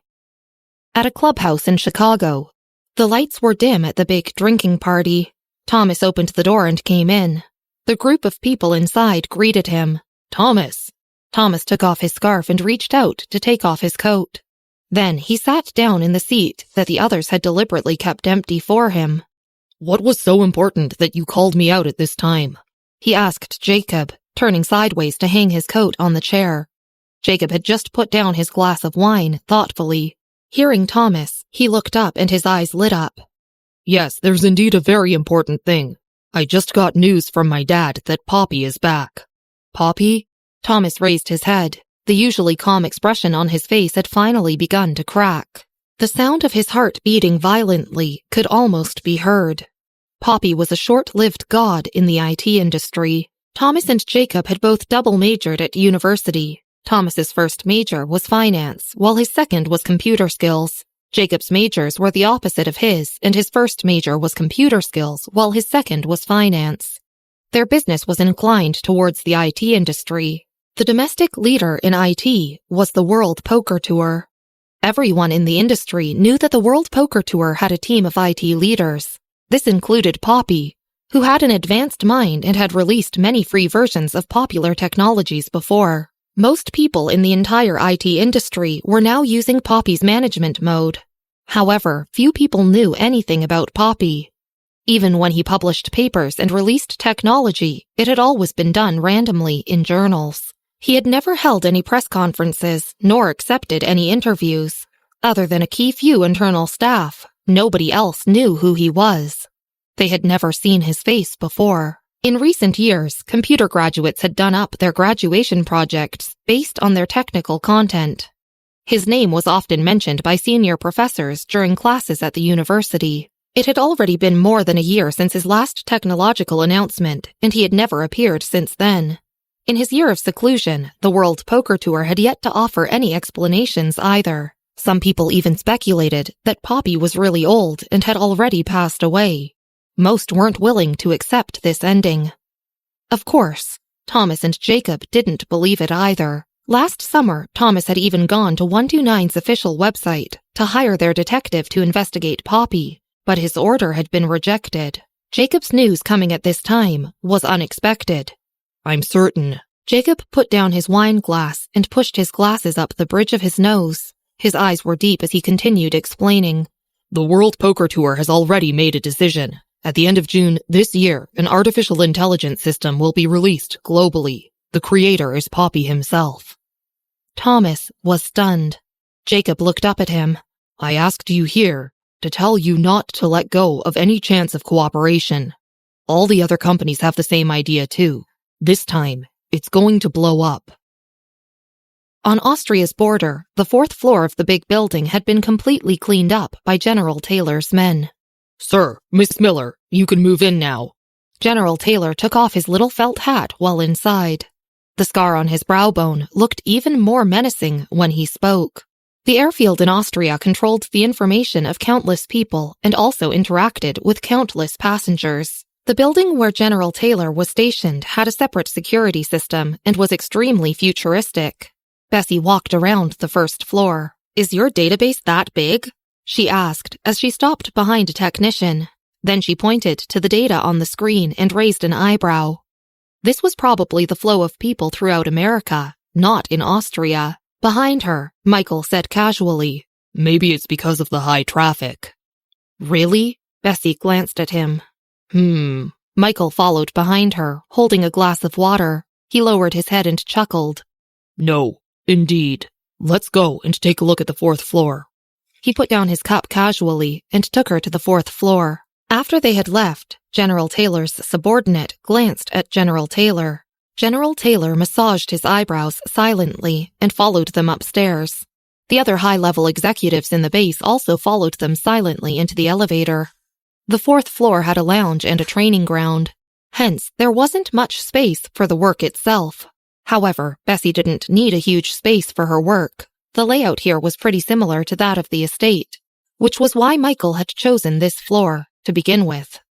This is the studio. He opened a frosted glass door and revealed 3 rows of black computers inside. He thought for a moment and turned to ask, Is it enough for you? There was still the smell of coffee in the room from the group that had just moved from here to the 1st floor. Bessy touched her chin and said nothing. A high-level executive hurriedly said, What does Miss Miller want to do? If it's not enough, I still have the group of IT staff here. I can transfer 2 over temporarily. There are 3 S5 computers in the office on the 1st floor as well. I can bring them all here. They had already heard that Miss Miller was working with IT technology. She had moved here from the estate because of their good equipment. Seeing that Bessy was still frowning, Michael lowered his head to look at the time and then said softly, Let's go. It's time to eat. We'll think about it while eating. Bessy nodded and followed him. General Taylor and the others didn't follow them immediately. Mason, what nonsense were you spewing? Transferring 2 people is enough. Those 3 S5 computers in the office had been obtained with great effort by the boss. Even if they're rarely used by the World Poker Tour, we still have to rely on them to drive the host system. A high-level executive said in a low voice, You're just trying to steal the limelight in front of the boss. Mason stared at them. Otherwise, should I have waited for the boss to speak up himself? Have you forgotten Mr. Clark's words? Oh, they had forgotten that their boss was a sex-crazed devil. The others were speechless for a moment. After a long pause, someone finally said, Then you should have tried to impress Miss Miller alongside us. Mason was speechless. It was more chaotic the more they talked about it, so General Taylor frowned deeply and said, Mason, your technical department will be frequented by Miss Miller. Work harder for now and be on standby at all times. Miss Miller will return to Chicago for her finals at the end of May. It's just 4 more months, so everyone, bear with it. Yes, please bear with it. The person who just asked Mason to curry favor alongside him said immediately. Several others also nodded. Mason couldn't bear their hypocrisy and said directly, "Then I'll be the only one to follow Miss Miller." "You still say you weren't trying to impress her?" "Mason, you're going overboard."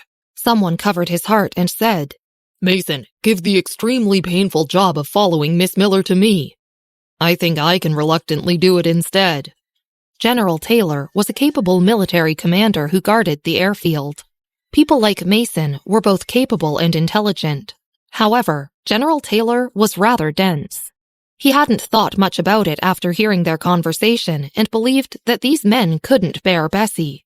This was why he had said such things. But he finally understood their intentions now. What the hell? If they want to follow Bessy, can't they just be straightforward about it? Why do they have to beat around the bush? Are they all so dramatic? Enough! Mason will do it! General Taylor didn't have time to talk it through with them and directly appointed Mason. "You'll be in charge of Miss Miller for the 4 months that she's here. Just find another 2 men from the technical department." Then he went to the restaurant to find Michael and Bessy. Mason glanced faintly at the others and reached out to pat his sleeves. "Everyone, thank you for understanding." The others were speechless. After the group of people that had been with Bessy last time returned, they started spreading rumors about the barbecue incident, especially Christopher. Although he hadn't come along, he had sent the videos taken by Marvin and Sergeant Wilder to them. Hence, everyone knew very well that, no matter what, following Bessy would do them good. They had all been on guard on the surface, but who knew that Mason would get the nod instead?